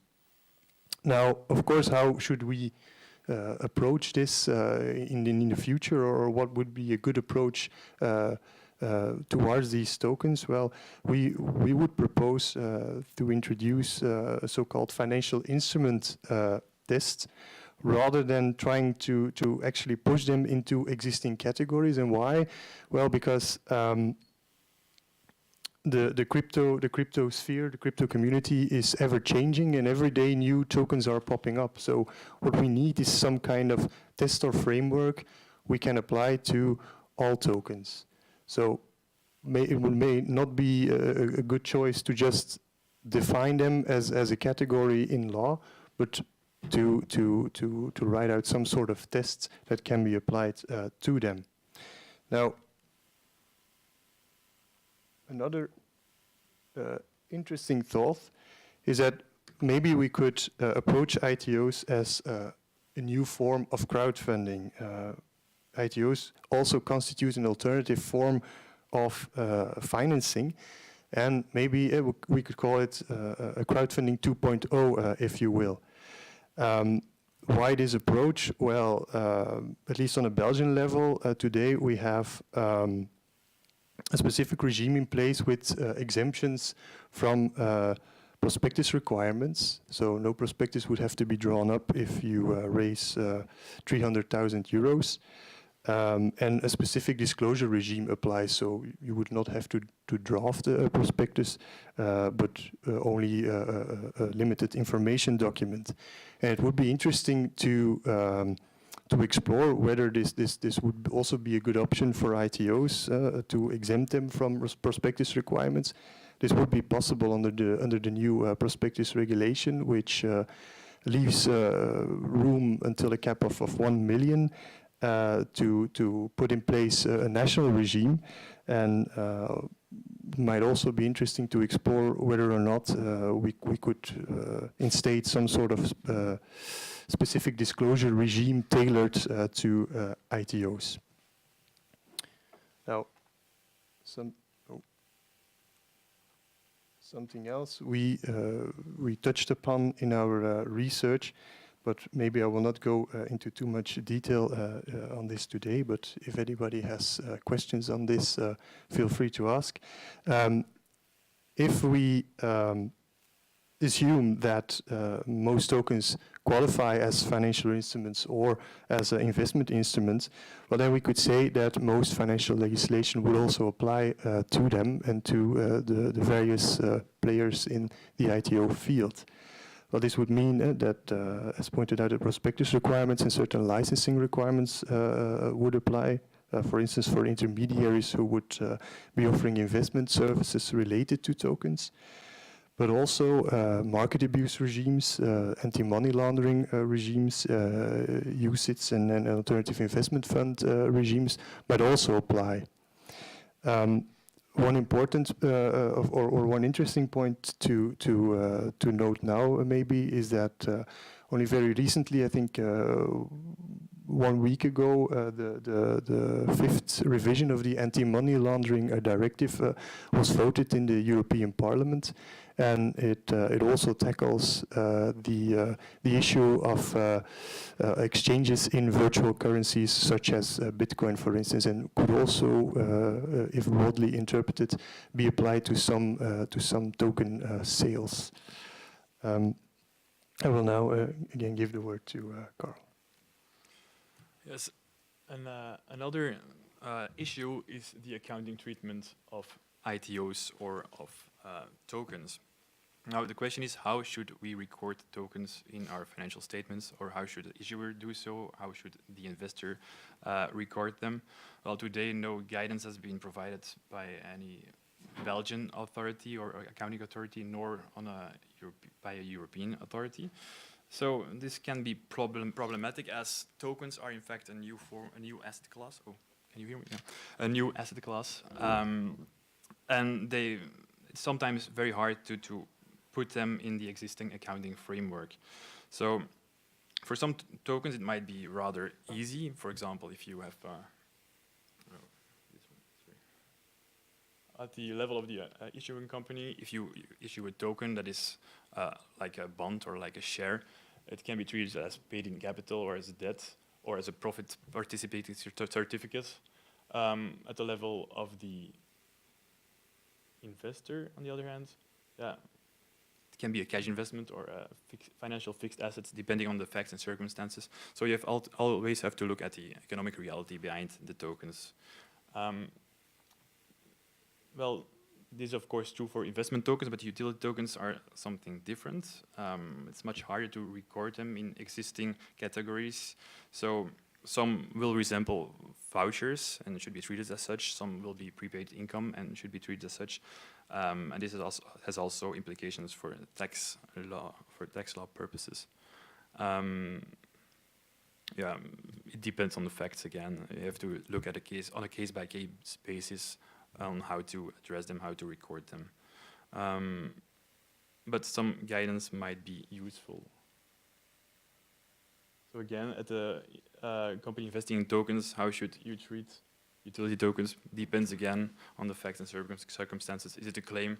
Is it an intangible asset? Something else? Depends. We don't know at the moment, and you have to see at the fact. You have to look at the facts. Now, as for the tax treatment, I will be very brief as we are running out of time. The ITO itself, the event itself, will probably not trigger income taxes or VAT if the issued tokens are investment tokens. If you buy shares, for example, it's not a taxable event. But if you issue utility tokens, you often give the token holder the possibility to buy something or to get access to a platform or to a service. So you will receive income and you should be taxed as such. Another important part of tokens is that they are sometimes like shares and bonds. They have some proceeds with them, so like dividends or interest payments, and payments from these tokens should be treated accordingly. So dividend-like tokens should be treated or should be taxed at the investor, at the level of the investor, or depending on the facts, or they can be exempted as well.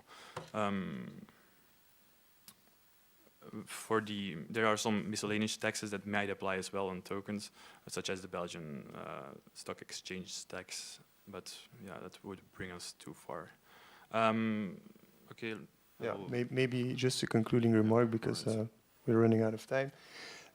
So I know we were only very brief on the subject, but well, it should be clear that at the moment regulatory guidance is much needed, both from financial regulatory authorities and tax and accounting authorities.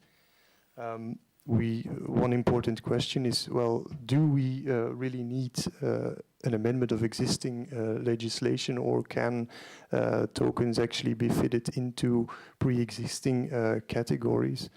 And then, well, one final takeaway we want to give you or present you is that, well, we believe that we should always keep in mind the economic reality on the token markets and behind these token sales, which is that, at least at present, most tokens are just bought for the short-term profits and not for any other rights they may confer upon their holders. Thank you. So thanks for systematic and well-made presentation by Carl and Alexander. And now we will turn to the digitalization of business-to-business transactions, from digital onboarding to blockchain technology, by Aurelia Balciūnė.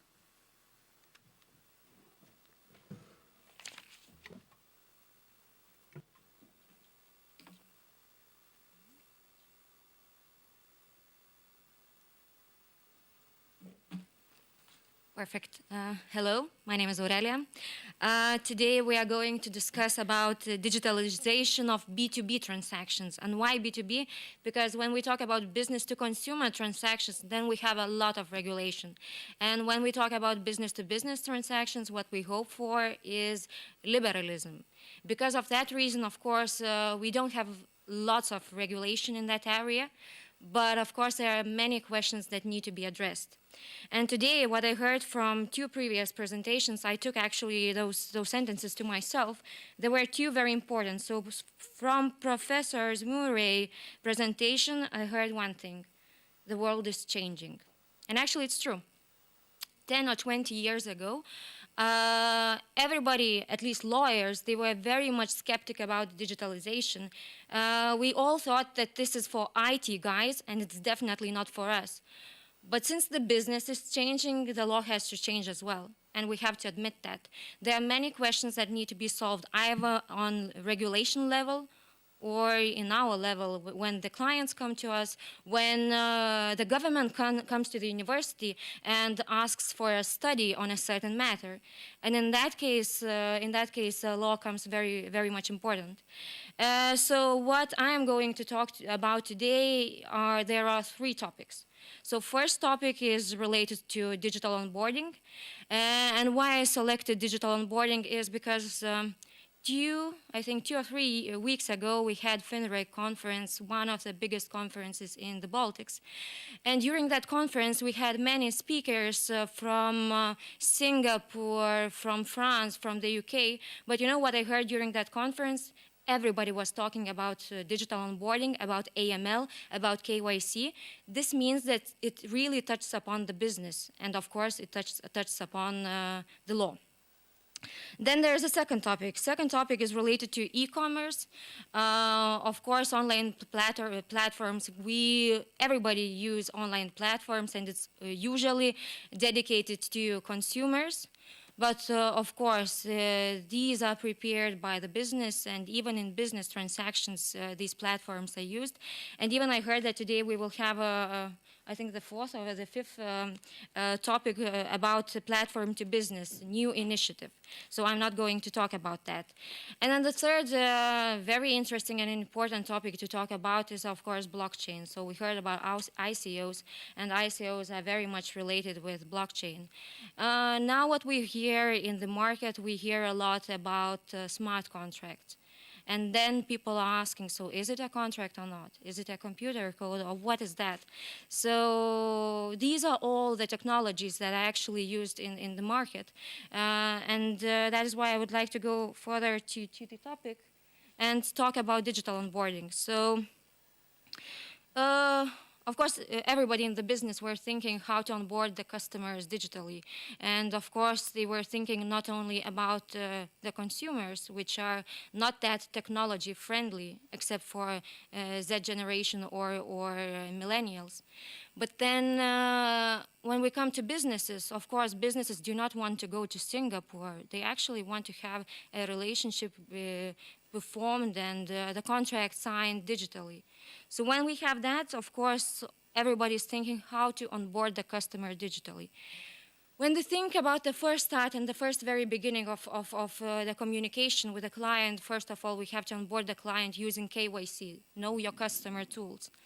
And when they think about that, then we come up to an issue that before that we did not have any regulation allowing us to perform due diligence of the client digitally, meaning that face-to-face identification should have been carried out. Now later we had AML Directive 3 and AML Directive 4. This has changed actually the environment, and these were the major drivers in digital onboarding. What happened was that in AML Directive 3, in that case, it was allowed, digital onboarding was allowed, but it had to follow by enhanced customer due diligence procedures, which of course was very complicated because it required additional measures. But then when we came to AML 4 directive, and we already know about a proposal about the 5th directive, but with the AML 4 directive, it was removed from the enhanced customer due diligence list. So now we can actually try to use digital onboarding. But then the issue here is that when we have to evaluate high risk of the customer, one of the high risk matters is that the customer was onboarded digitally and no additional safeguards have been used. So meaning that still we come back to the same point where we were with the 3rd directive, and actually in some of the cases we still need to apply enhanced customer due diligence measures which require additional tools or additional actions to be performed. Now when we go further, we come to the point where, for example, in Lithuanian legislation, we have even 5 ways of onboarding the customer without using face-to-face identification. So one of the ways is using third-party data. For example, you have a contract with a bank and the bank is providing the data. The problem here is that you are still responsible for that data gathered. The bank needs to ensure that it gives you all the data and documents it has collected to you right away when you ask. So in the end, you are still liable for the information collected. And of course, if you don't trust your counterparty, you cannot choose this option. Then we have 2 additional options that are related with using qualified signatures. So this is about e-identification regulation. And one additional option is related with video onboarding. And final option is related with asking for the transfer of some certain amount and then asking to deliver a personal ID document. What is difficult with the 5th option is that in that case, that person should transfer certain amounts. So in Lithuania, it's very popular with the consumer credit providers where they ask the customer to transfer 1 cent, for example. And then that person should also deliver his copy of a personal document, which has to be certified, for example, by a notary. And the delivery should be done in person or by courier or by mail, which actually means that digital onboarding takes a lot of time. So this is not very much user-friendly solution. But when we come to video onboarding, this is what I heard from FINRA conference, it becomes very difficult. Because since we do not have harmonized regulation between the countries, all the requirements for video onboarding differ. So for example, if a business is operating in different countries, that business actually cannot make sure that he complies with each and every requirement of different countries. So this is the difficulty that that businesses are facing with digital onboarding. But of course, what we have to admit that digital onboarding is actually saving costs. And that is why it's still very much popular in the market. And this means that a lot of companies nowadays are actually changing their approach to onboarding the customers, and digitalization is becoming very popular, very important. And a lot of people are actually coming with questions how to onboard the customer digitally. They are not anymore interested in face-to-face identification. Going further, we have e-commerce. So we have a lot of e-commerce tools that are available. There are online platforms and similar tools. However, we don't have much regulation. I'm sorry for that. We don't have very much regulation because I'm talking about business-to-business transactions. So we may talk about e-commerce directive. We may talk about misleading and comparative advertising directive. We may also talk about electronic identification regulation. But what is important actually here is when we have transactions, when we talk about a simple transaction, and when one business wants to conclude a contractual relationship with the other business, they want to have the contract signed digitally. And in that case, it's very important that national legislation ensures that digital signature has the same legal force as the handwritten signature. This is the most important thing. This is what we have in Lithuanian legislation, which actually allows signing not using only qualified electronic signature, but also other signatures are allowed, provided that the counterparties agree on that. I will not go deeper in that topic just to save some time, but of course we have to touch upon blockchain. Very interesting topic, very difficult topic, and especially when we talk about smart contracts. 2 days ago, I read an article written, unfortunately, in Lithuanian, but it was written in one of the most popular dailies in Lithuania. What it showed, actually, that people are very much interested. So what is that smart contract? I was actually searching for some definitions how to explain what is a smart contract, and I will just read it out for you. So Nick Szabo. Nick Szabo, he is one of the pioneers in blockchain analysis. So what he said, smart contract is a computerized transaction algorithm which performs the terms of the contract. So I don't know how about you, but when I'm reading this definition, it's very generalized, and it's very difficult for me as a lawyer, not knowing anything about IT, to understand this definition. But this is a very good starting point. Then there's another practitioner, Gideon Greenspan. I think some of you already know him. So he gave actually a very nice definition for a lawyer to understand. What he's saying, a smart contract is a piece of code which is stored on a blockchain, so this kind of technology, triggered by blockchain transactions, and which reads and writes data in that blockchain's database. So what I understand from this definition, that a blockchain is some kind of technology which is used in a form of code to form a smart contract. But of course, for us as lawyers, at least for me, which I was really digitally skeptic, for me it was very difficult to understand how a smart contract, so it's a piece of code, how that contract could actually give some certain terms and how could it be performed.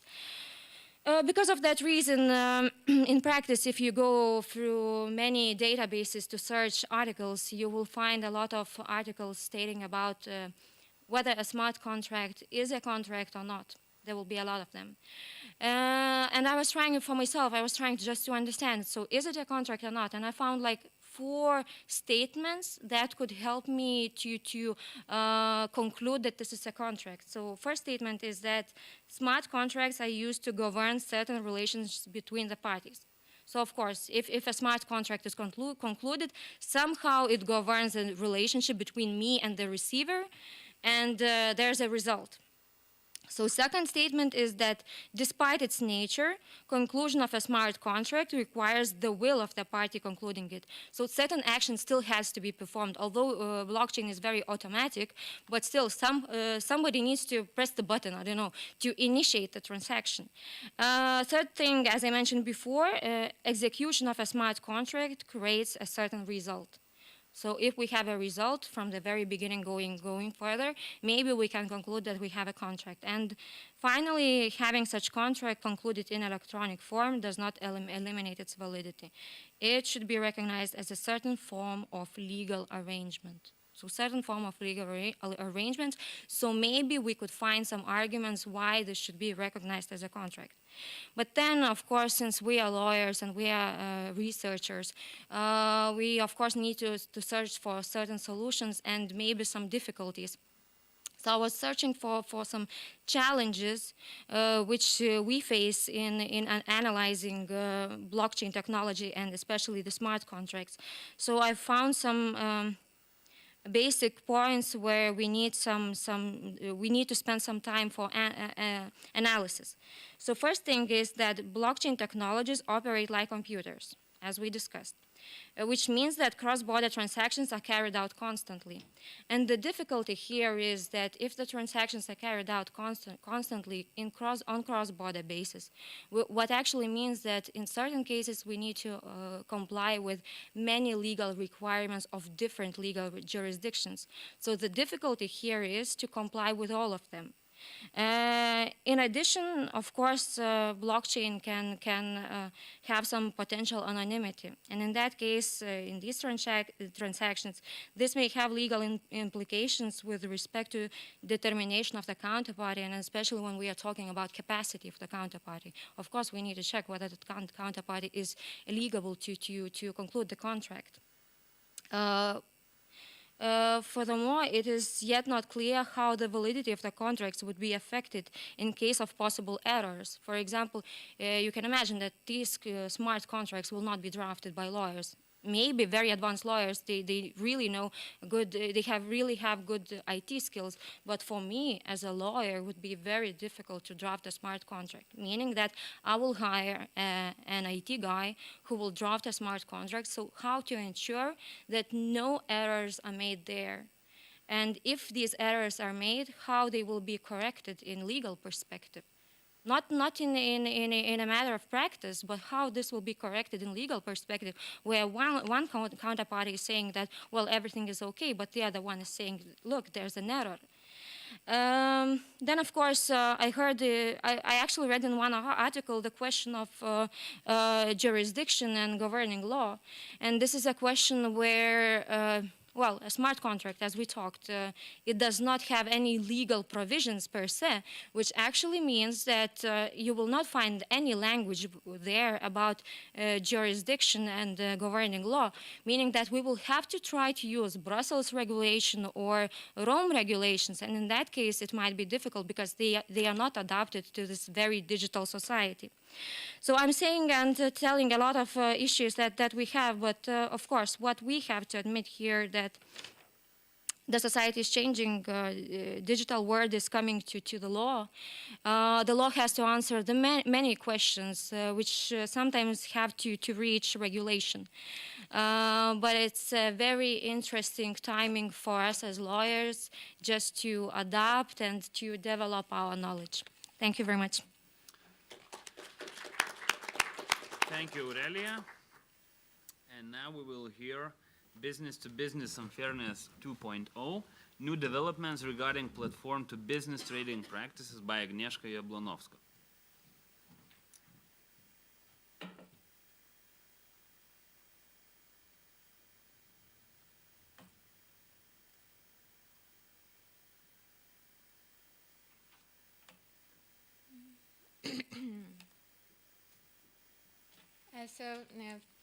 Thank you for having me. Thank you for accepting my presentation. As you have heard, I'm going to sort of try to fill this one topic which has been left out. And also for this, I'm thanking my colleague. so that I have something to talk about today. So business-to-business unfairness based on the new regime which has just been proposed on the 26th of April, so just more or less a week ago. And it's a very interesting new idea, not only because of the new personal scope, so business to business and unfairness, another intrusion, so to say, of the EU law in this regard, which has been left widely unregulated, at least at the EU level so far, but also due to the regulatory approach per se. So I will try to shed some light on this specific piece of law. Yeah, before going into the core of the presentations, which is the point 2, I will just speak like very basic facts about the harmonization of the law against unfairness as such, and this distinction from B2C and to B2B.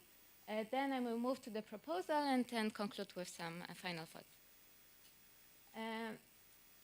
Basically, the law against unfairness in the EU has been dominated at least since 2005 by the directive on unfair business to consumer commercial practices. This has, of course, not been the first instrument developed in the EU in terms of the law against unfairness, but it's so to say, has been the most relevant ones for a long, long time. We also have, of course, this framework on misleading advertising, on comparative advertising, which has been proposed even before this act. We also have a directive on late payments, which also deals with the B2B dimension. But if you talk to a lawyer on unfair commercial practices, on maybe unfair competition in general, the harmonization of the law in this field is very much linked to this one instrument. The reasons are quite significant. It has a really broad scope of application. It is introducing a principle of full harmonization, so really a lot already covered by this one instrument at the EU level, not much room to wriggle for the national legislators. And then we actually have seen also this importance of this principle expanding by the case law of the Court of Justice. With this instrument as well, we also have seen the beginning of this distinction between B2B and B2C. Then the updates of those earlier directives, which were broader in personal scope, already kind of limited them to B2B, so really a growing gap between those two perspectives. And also those two updates, the one from 2006 and 2011, they actually did not really push this harmonization of B2B unfairness much forward. So as a matter of fact, the first is merely a consolidation of the previous framework. The second one is a sort of a modernization, but also without, I don't know, for instance, changing the level of harmonization, which is still a minimum one, and probably for good reasons, but this is not the main topic today.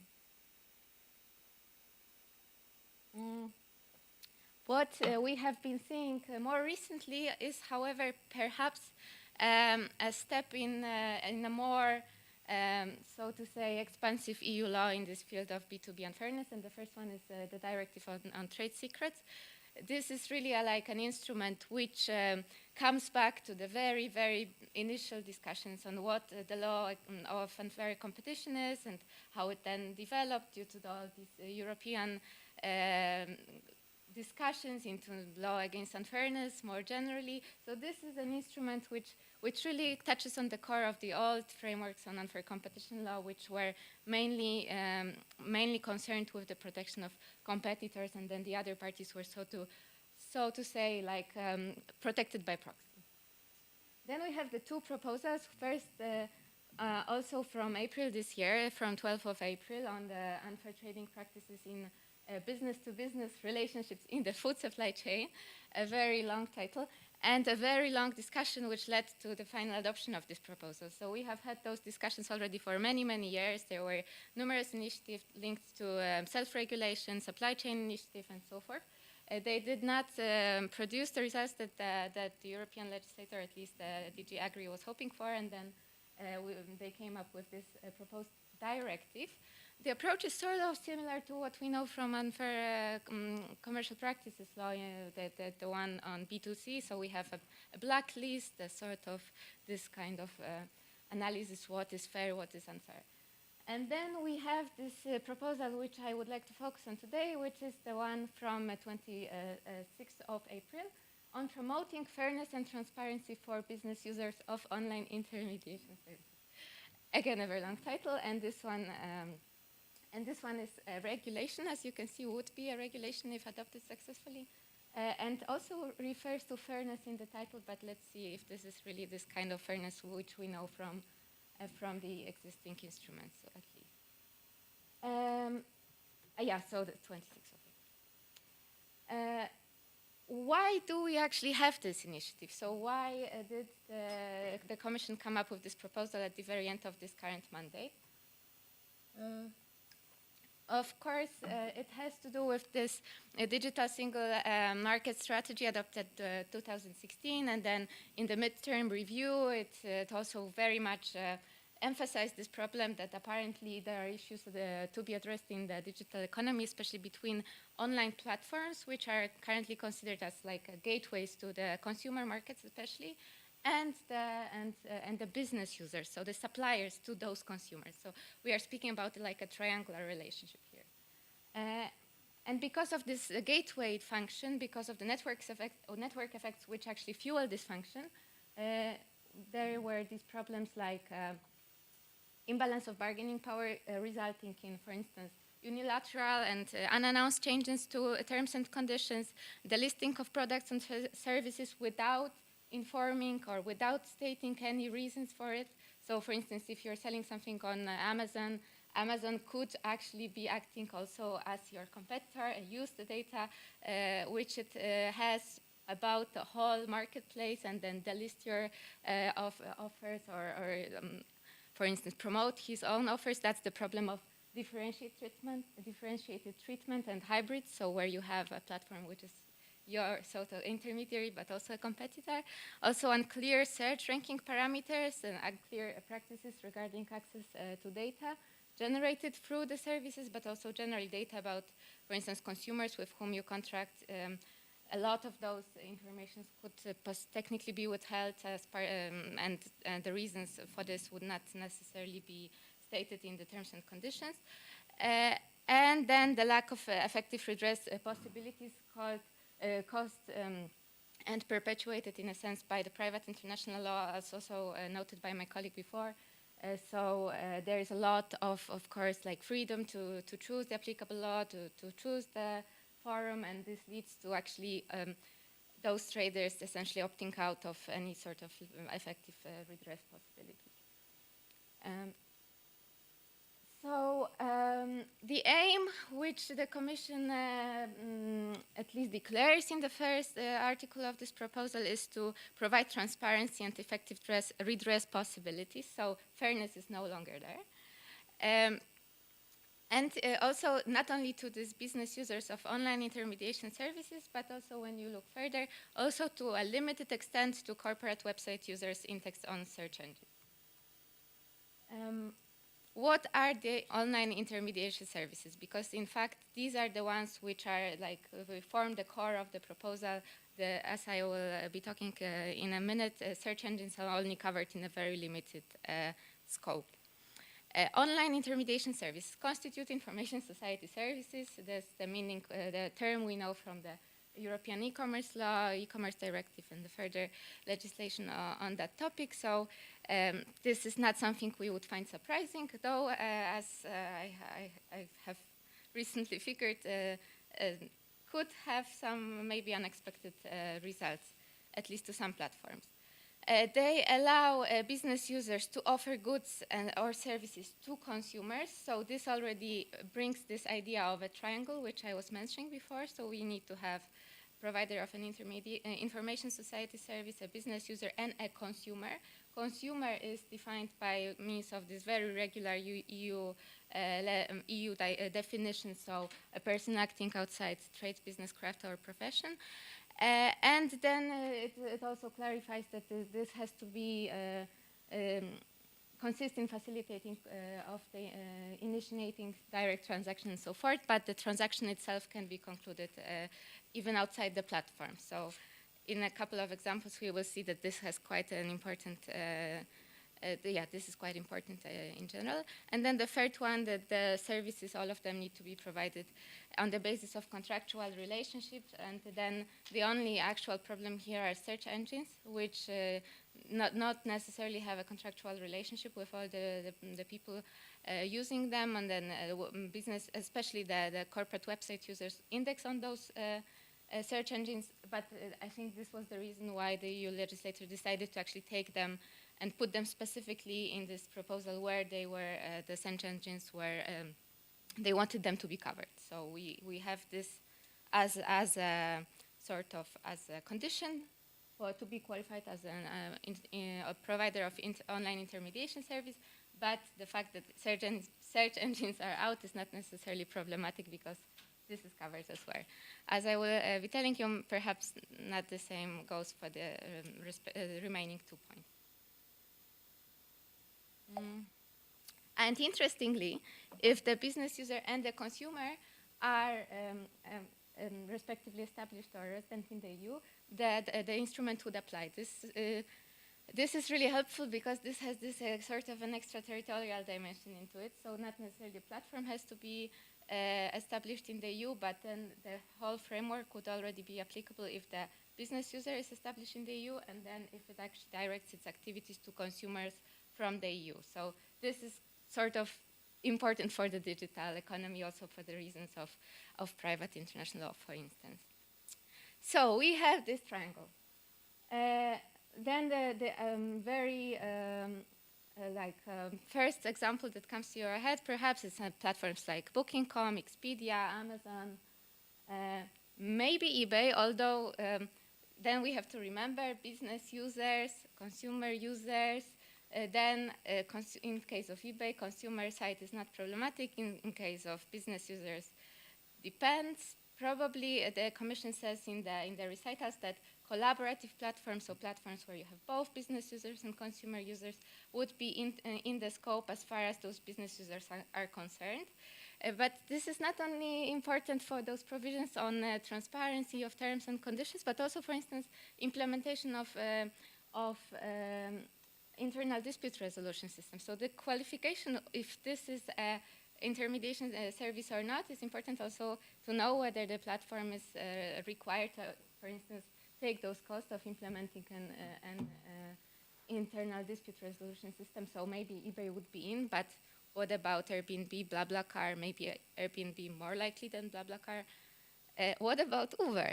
And this is one of the points which I was hinting at before. So maybe we would think yes, because drivers are businesses, but in fact, no, because Uber is not an information society service provider according to the recent case law of the Court of Justice, at least.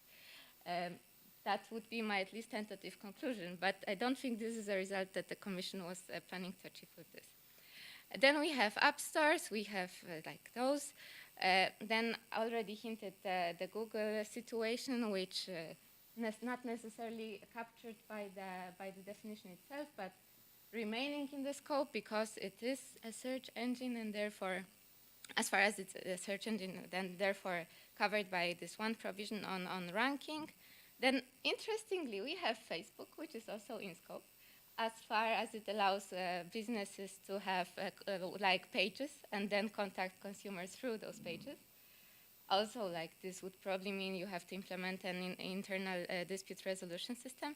And platforms like which are typically B2B platforms, like for instance, like trading, like distributors to take to conclude contracts with producers from China, India, and so on, they would be out.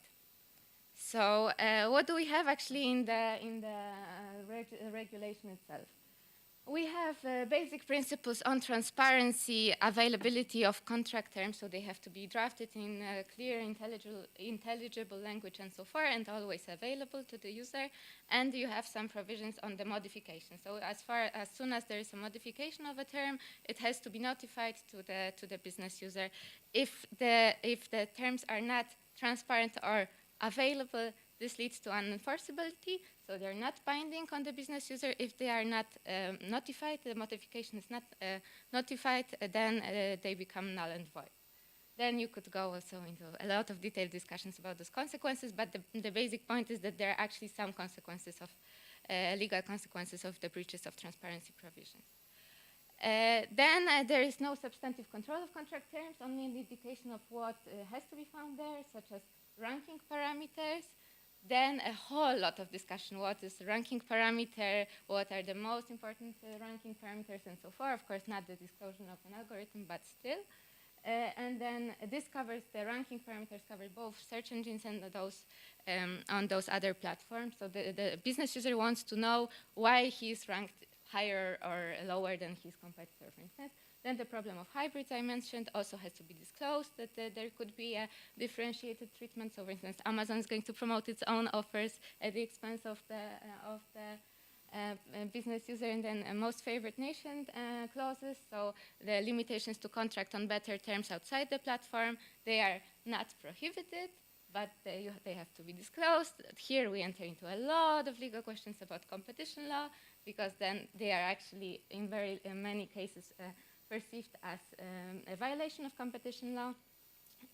Well, we have quite a lot of cases in the DG Comp which were finalized with a commitment decisions, so we don't really know how it would end up if there was a whole decision and then the case before the Court of Justice, but still they are definitely problematic from that perspective, and also the access to data provisions. So also have to be found in those transparent and available TNCs. Then we have a specific rule on suspension and termination of accounts. So the terms and conditions need to provide information about objective reasons for this kind of suspension termination. And then if your account is supposed to be suspended, terminated, you have to be provided with a statement of reasons. And then interestingly, what I was already trying to hint at least before, these internal complaint handling systems and other redress avenues available to the businesses, such as, for instance, mediation, but also, interestingly, collective action. So injunctive relief in that regard. So all of those kind of ideas to allow for a better redress without really undermining what we already have. Quite promising, I have to say. And then this sort of co-regulatory thinking about the group of experts to be monitoring. Then we have also in internal complaints systems, we have the idea of transparency reports, so also mentioned in the keynote speech, important for this platform economy. And we also have like a general, usual call to use codes of conduct more often. So to conclude, what do we take away from this? It's a really interesting instrument, to some extent different from what we know from the law against unfairness preceding its adoption, the proposal, of course. It cuts across all these different distinctions, whether it protects the contracting parties or here non-contracting parties in case of search, at least whether it protects competitors. In hybrids, it does. In other, perhaps not. We have a triangular situation, which is something completely uncommon for the like a general law against unfairness, and then a very specific platform to business to consumer relationship. Then we have a distinction which is maintained, which can turn out to be quite problematic, as shown by the examples of, for instance, the BlaBlaCar and so forth. And the whole idea, transparency-based but with sanctions, could be a good one, since generally we have a lot of disclosure rules without sanctions harmonized at the EU level. This could be a step in the right direction. We have a number of redress avenues, which can be also quite a helpful thing to have finally for this platform economy, a more digital thinking about redress. I'm not here to criticize the ODR regulation, for instance, but I'm guessing internal complaint handling systems could be a way forward more than the ODR platform. Let's see. Co-regulatory approach in itself also very much linked to this thinking about the flexibility of law in the digital age, so could be a good thing. And then this extraterritorial principle as well necessary for this dimension. So a lot of interesting ideas, a lot of problematic things. I think the discussions are not going to be easy, but definitely worth to follow up on. Thank you. Thank you, Agnieszka. So we have heard all three presentations, and now we have opportunity to discuss and ask questions. So does anyone has questions about the presentations? Yeah, from the audience? Okay. Just to break the ice, I always like asking questions, because when there's the first question, then others goes very smoothly. So I have a question actually to Agnieszka, because I'm actually very much interested in unfair contract terms in B2B transactions. And this new regulation, this new proposal is very interesting, comparing that the previous discussion about common European sales law has died. In that perspective, when I was hearing your presentation, I heard a lot about transparency. So where is unfairness there? Yeah, that's exactly what I was trying to point out in the slide on fairness is in the title. And then, of course, the idea is that by promoting transparency, it will lead to more fairness. But then there is no substantive control of fairness, no general clause of what is an unfair term, for instance. What you can see in this proposal, but also in general, also in this food supply chain, for instance, also in late payments, that in the B2B, this line between terms and practices is really blurring. So you have a bit of a different thinking of not like in the EU law on terms, in consumer contracts, a specific instrument with a general clause, and a lot of following up legislation and case law on this. But here you have a bit of first of all, the distinction is melting and is blurring, and secondly, here the instruments are also quite different. So I guess it's quite interesting to compare this proposal on food supply chain, for instance, where you have the blacklist without a general clause then, though, at the EU level. So quite interesting as well.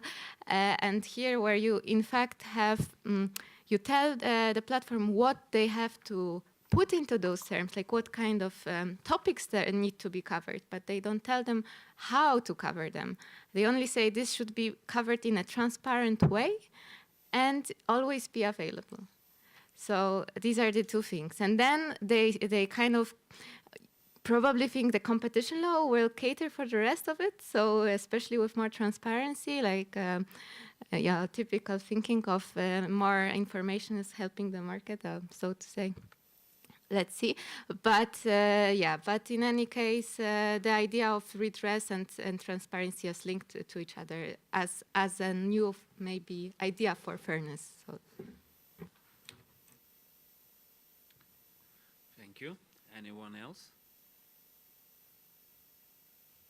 Yes. So maybe I would like to pose a question with regard to the very interesting first presentation on the points and tokens. And so my follow-up question would be about this distinction between tokens and coins, whether this really can be drawn clearly. So if I understood you correctly, your criterion for distinction would be whether it is meant to be a kind of, or an alternative to a currency. Then it will be a coin and not be a token. But meant by whom? For example, just like take bitcoins. Of course, these are probably meant to be an alternative to a currency by the initiators of the system, whomever they may be. Maybe we don't know them in person. But by many of the users of it, it is meant just to be an investment asset. So as far as I know, most of the people who are acquiring bitcoins are not doing so to use it as a payment system. Some very few of it do it, but most of it try to make profit of it, of course, on a speculative level. So my question would be whether your considerations on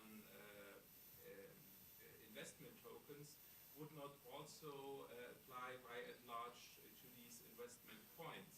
So my initial idea might be if something is not only an investment token but also an investment coin, then there might be even more need or more aspects for regulation. But my question would be whether not all of your considerations would also apply to many of the investment coins. Yes, it might be possible, but we drew a line and we only looked at companies issuing tokens. And it could be that cryptocurrencies is offered by an organization or someone like we don't know for Bitcoin who did it. But we looked at a new way of raising funds, in fact. So we drew a line, but it's true that some regulation might as well apply to cryptocurrencies. But we had to be nuanced because of the lack of time. I also want to add reply on the Bitcoin, very interesting issue. But also the traditional currencies are also used for the speculation in forex markets. So it's not perhaps the property which makes it investment. Some other intrinsic attributes should be analyzed. And I also want to ask a question for the ICO guys. What is the characterization from the perspective of Belgian property law of those objects? Because you have delivered the characterization from public law, that is very interesting, and also from the accounting perspective, which touches upon the property law, but what is the direct characterization from the property law perspective? Well, that's a difficult question indeed. We look at tokens as some sort of claims, and you can have the property over claims. So yeah, so you would see, for instance, Bitcoin as a claim towards the network against such, whom? but against the network. Against the network. Yeah. Which entitles? But we didn't really look into the civil. To which? To who? Yeah, the community, I think, because everybody accepts. Okay, this. but what this claim gives to you, if it is claimed? I think for Bitcoin it's very difficult, but for tokens one could say when they are issued by a company or one specific entity or natural person, that there could exist a claim towards that person or that entity from a cryptocurrencies. It's difficult indeed. Would you see that claim as incorporated into negotiable instrument, or it's a pure claim? Because if it's a pure claim, you would apply law of obligations and rules and burdens of assignment. For example, notification of the debtor, etc. Yeah, it depends. We didn't really look into cryptocurrencies as such, but I would say that would probably be a negotiable instrument rather than negotiable and intangible. Yeah. You would agree with this? Yeah. Yeah, okay. I also have question about business to business and fairness to presentation.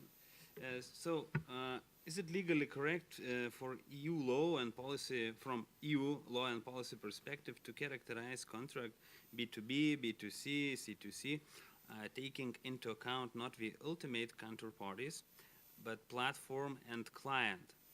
For example, Lithuanian law characterized as consumer credit contracts, peer-to-peer lending, a form of crowdfunding, where a bunch of consumer finance through platform another consumer. So we have this strange qualification in our consumer credit law. Would you agree with it from functional perspective? So the question is essentially whether a contract could be qualified. So this person, for example, as a consumer contract. I am personally having problems with this distinction between B2B, B2C already when there is no third party involved, so where it's not a triangular situation. Part of my research also develops this idea of like maybe even trying to drop those very, very stable concept of what is a consumer, what is a business, and then this, in my view, only shows how additionally this triangular layer is adding just further questions maybe against this claim to even try to categorize transactions in this way. Of course, we are not going to get this done now that so much of our legal systems already operate on those on those concepts, but maybe this just shows that it wasn't such a great thing from the start. Aurelia, what do you think about this? Well, that's a very tough situation, and actually, I know that law. It's a very awkward law when you go to the. You think about consumer credits, but then in that law you have some certain regulation about the platform with where some certain natural persons can finance the other persons.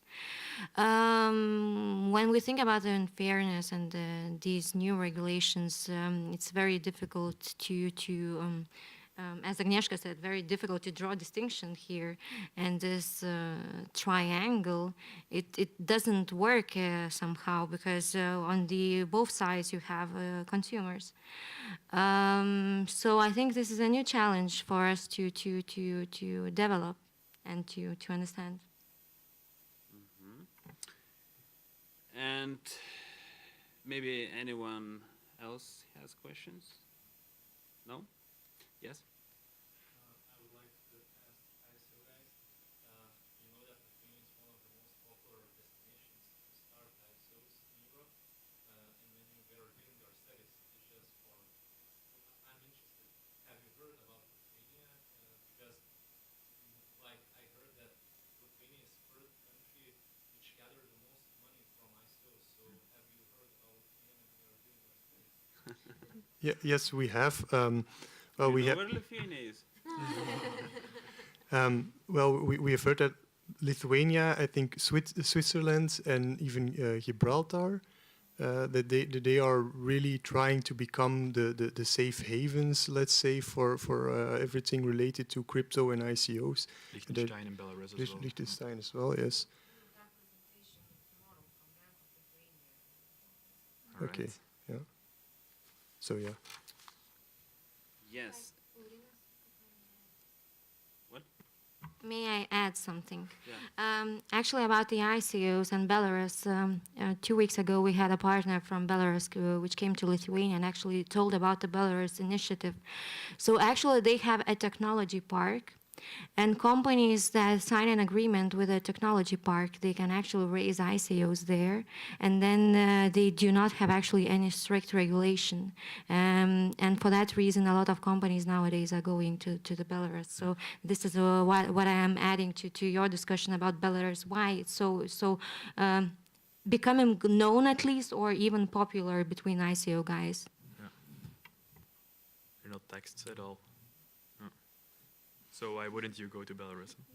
Well, it's Belarus. It's very difficult at this point to say what's going to happen there Yeah, after a lot of guys go there. But I think the finance minister was really clear. They wanted to create a free market for ITOs or ICOs. So, if you want to issue tokens, maybe you should consider Belarus. Yeah. It's advertisement. Yeah, but you have to be practical. Please come to Lithuania, of course. Yeah, why not? Or Belgium, but yeah, at your own risk. Yes, and it would be really unfair not to ask Aurelia just one question. I have prepared it yesterday, but anyway, how digital contracts may correct gross disparity of parties? I've derived this from your title of presentation. So, do you see any ways how using blockchain technologies, for example, in business-to-business transactions could help to avoid unfairness in business-to-business, which is, for example, is prevalent in especially banking contracts? Yeah, well, that's a very difficult question to answer, especially because of the fact that we need to understand firstly the blockchain technology, how it works. And when we talk about gross disparity, so we have some disparity between the parties. So one is initiating the transaction, the other one is accepting. So the one that is initiating the transaction most probably is writing that code. So if that party is writing that code, then we have a question, maybe there might be some gross disparity. On the other hand, when we talk about blockchain, at least in the way I understand it, if it's only a code and it has limited availability to transfer certain contractual terms in it, in that case maybe it's more difficult to cause gross disparity between the counterparties. But of course, this question, to my understanding, it will be answered only at a point where smart contracts will become more popular and they are more developed, where we understand how these smart contracts actually can be used for business transactions. I hope I answered your question. Thank you, Aurelia. So, the conclusion is that future represents challenges, and it should be very dynamic and challenging, and at some points even turbulent times. So thank you for presentations, and don't go home after lunch break. There will be next section about more traditional topics I have seen on tax, trade law, and antitrust. So thank you for attention. Thank you.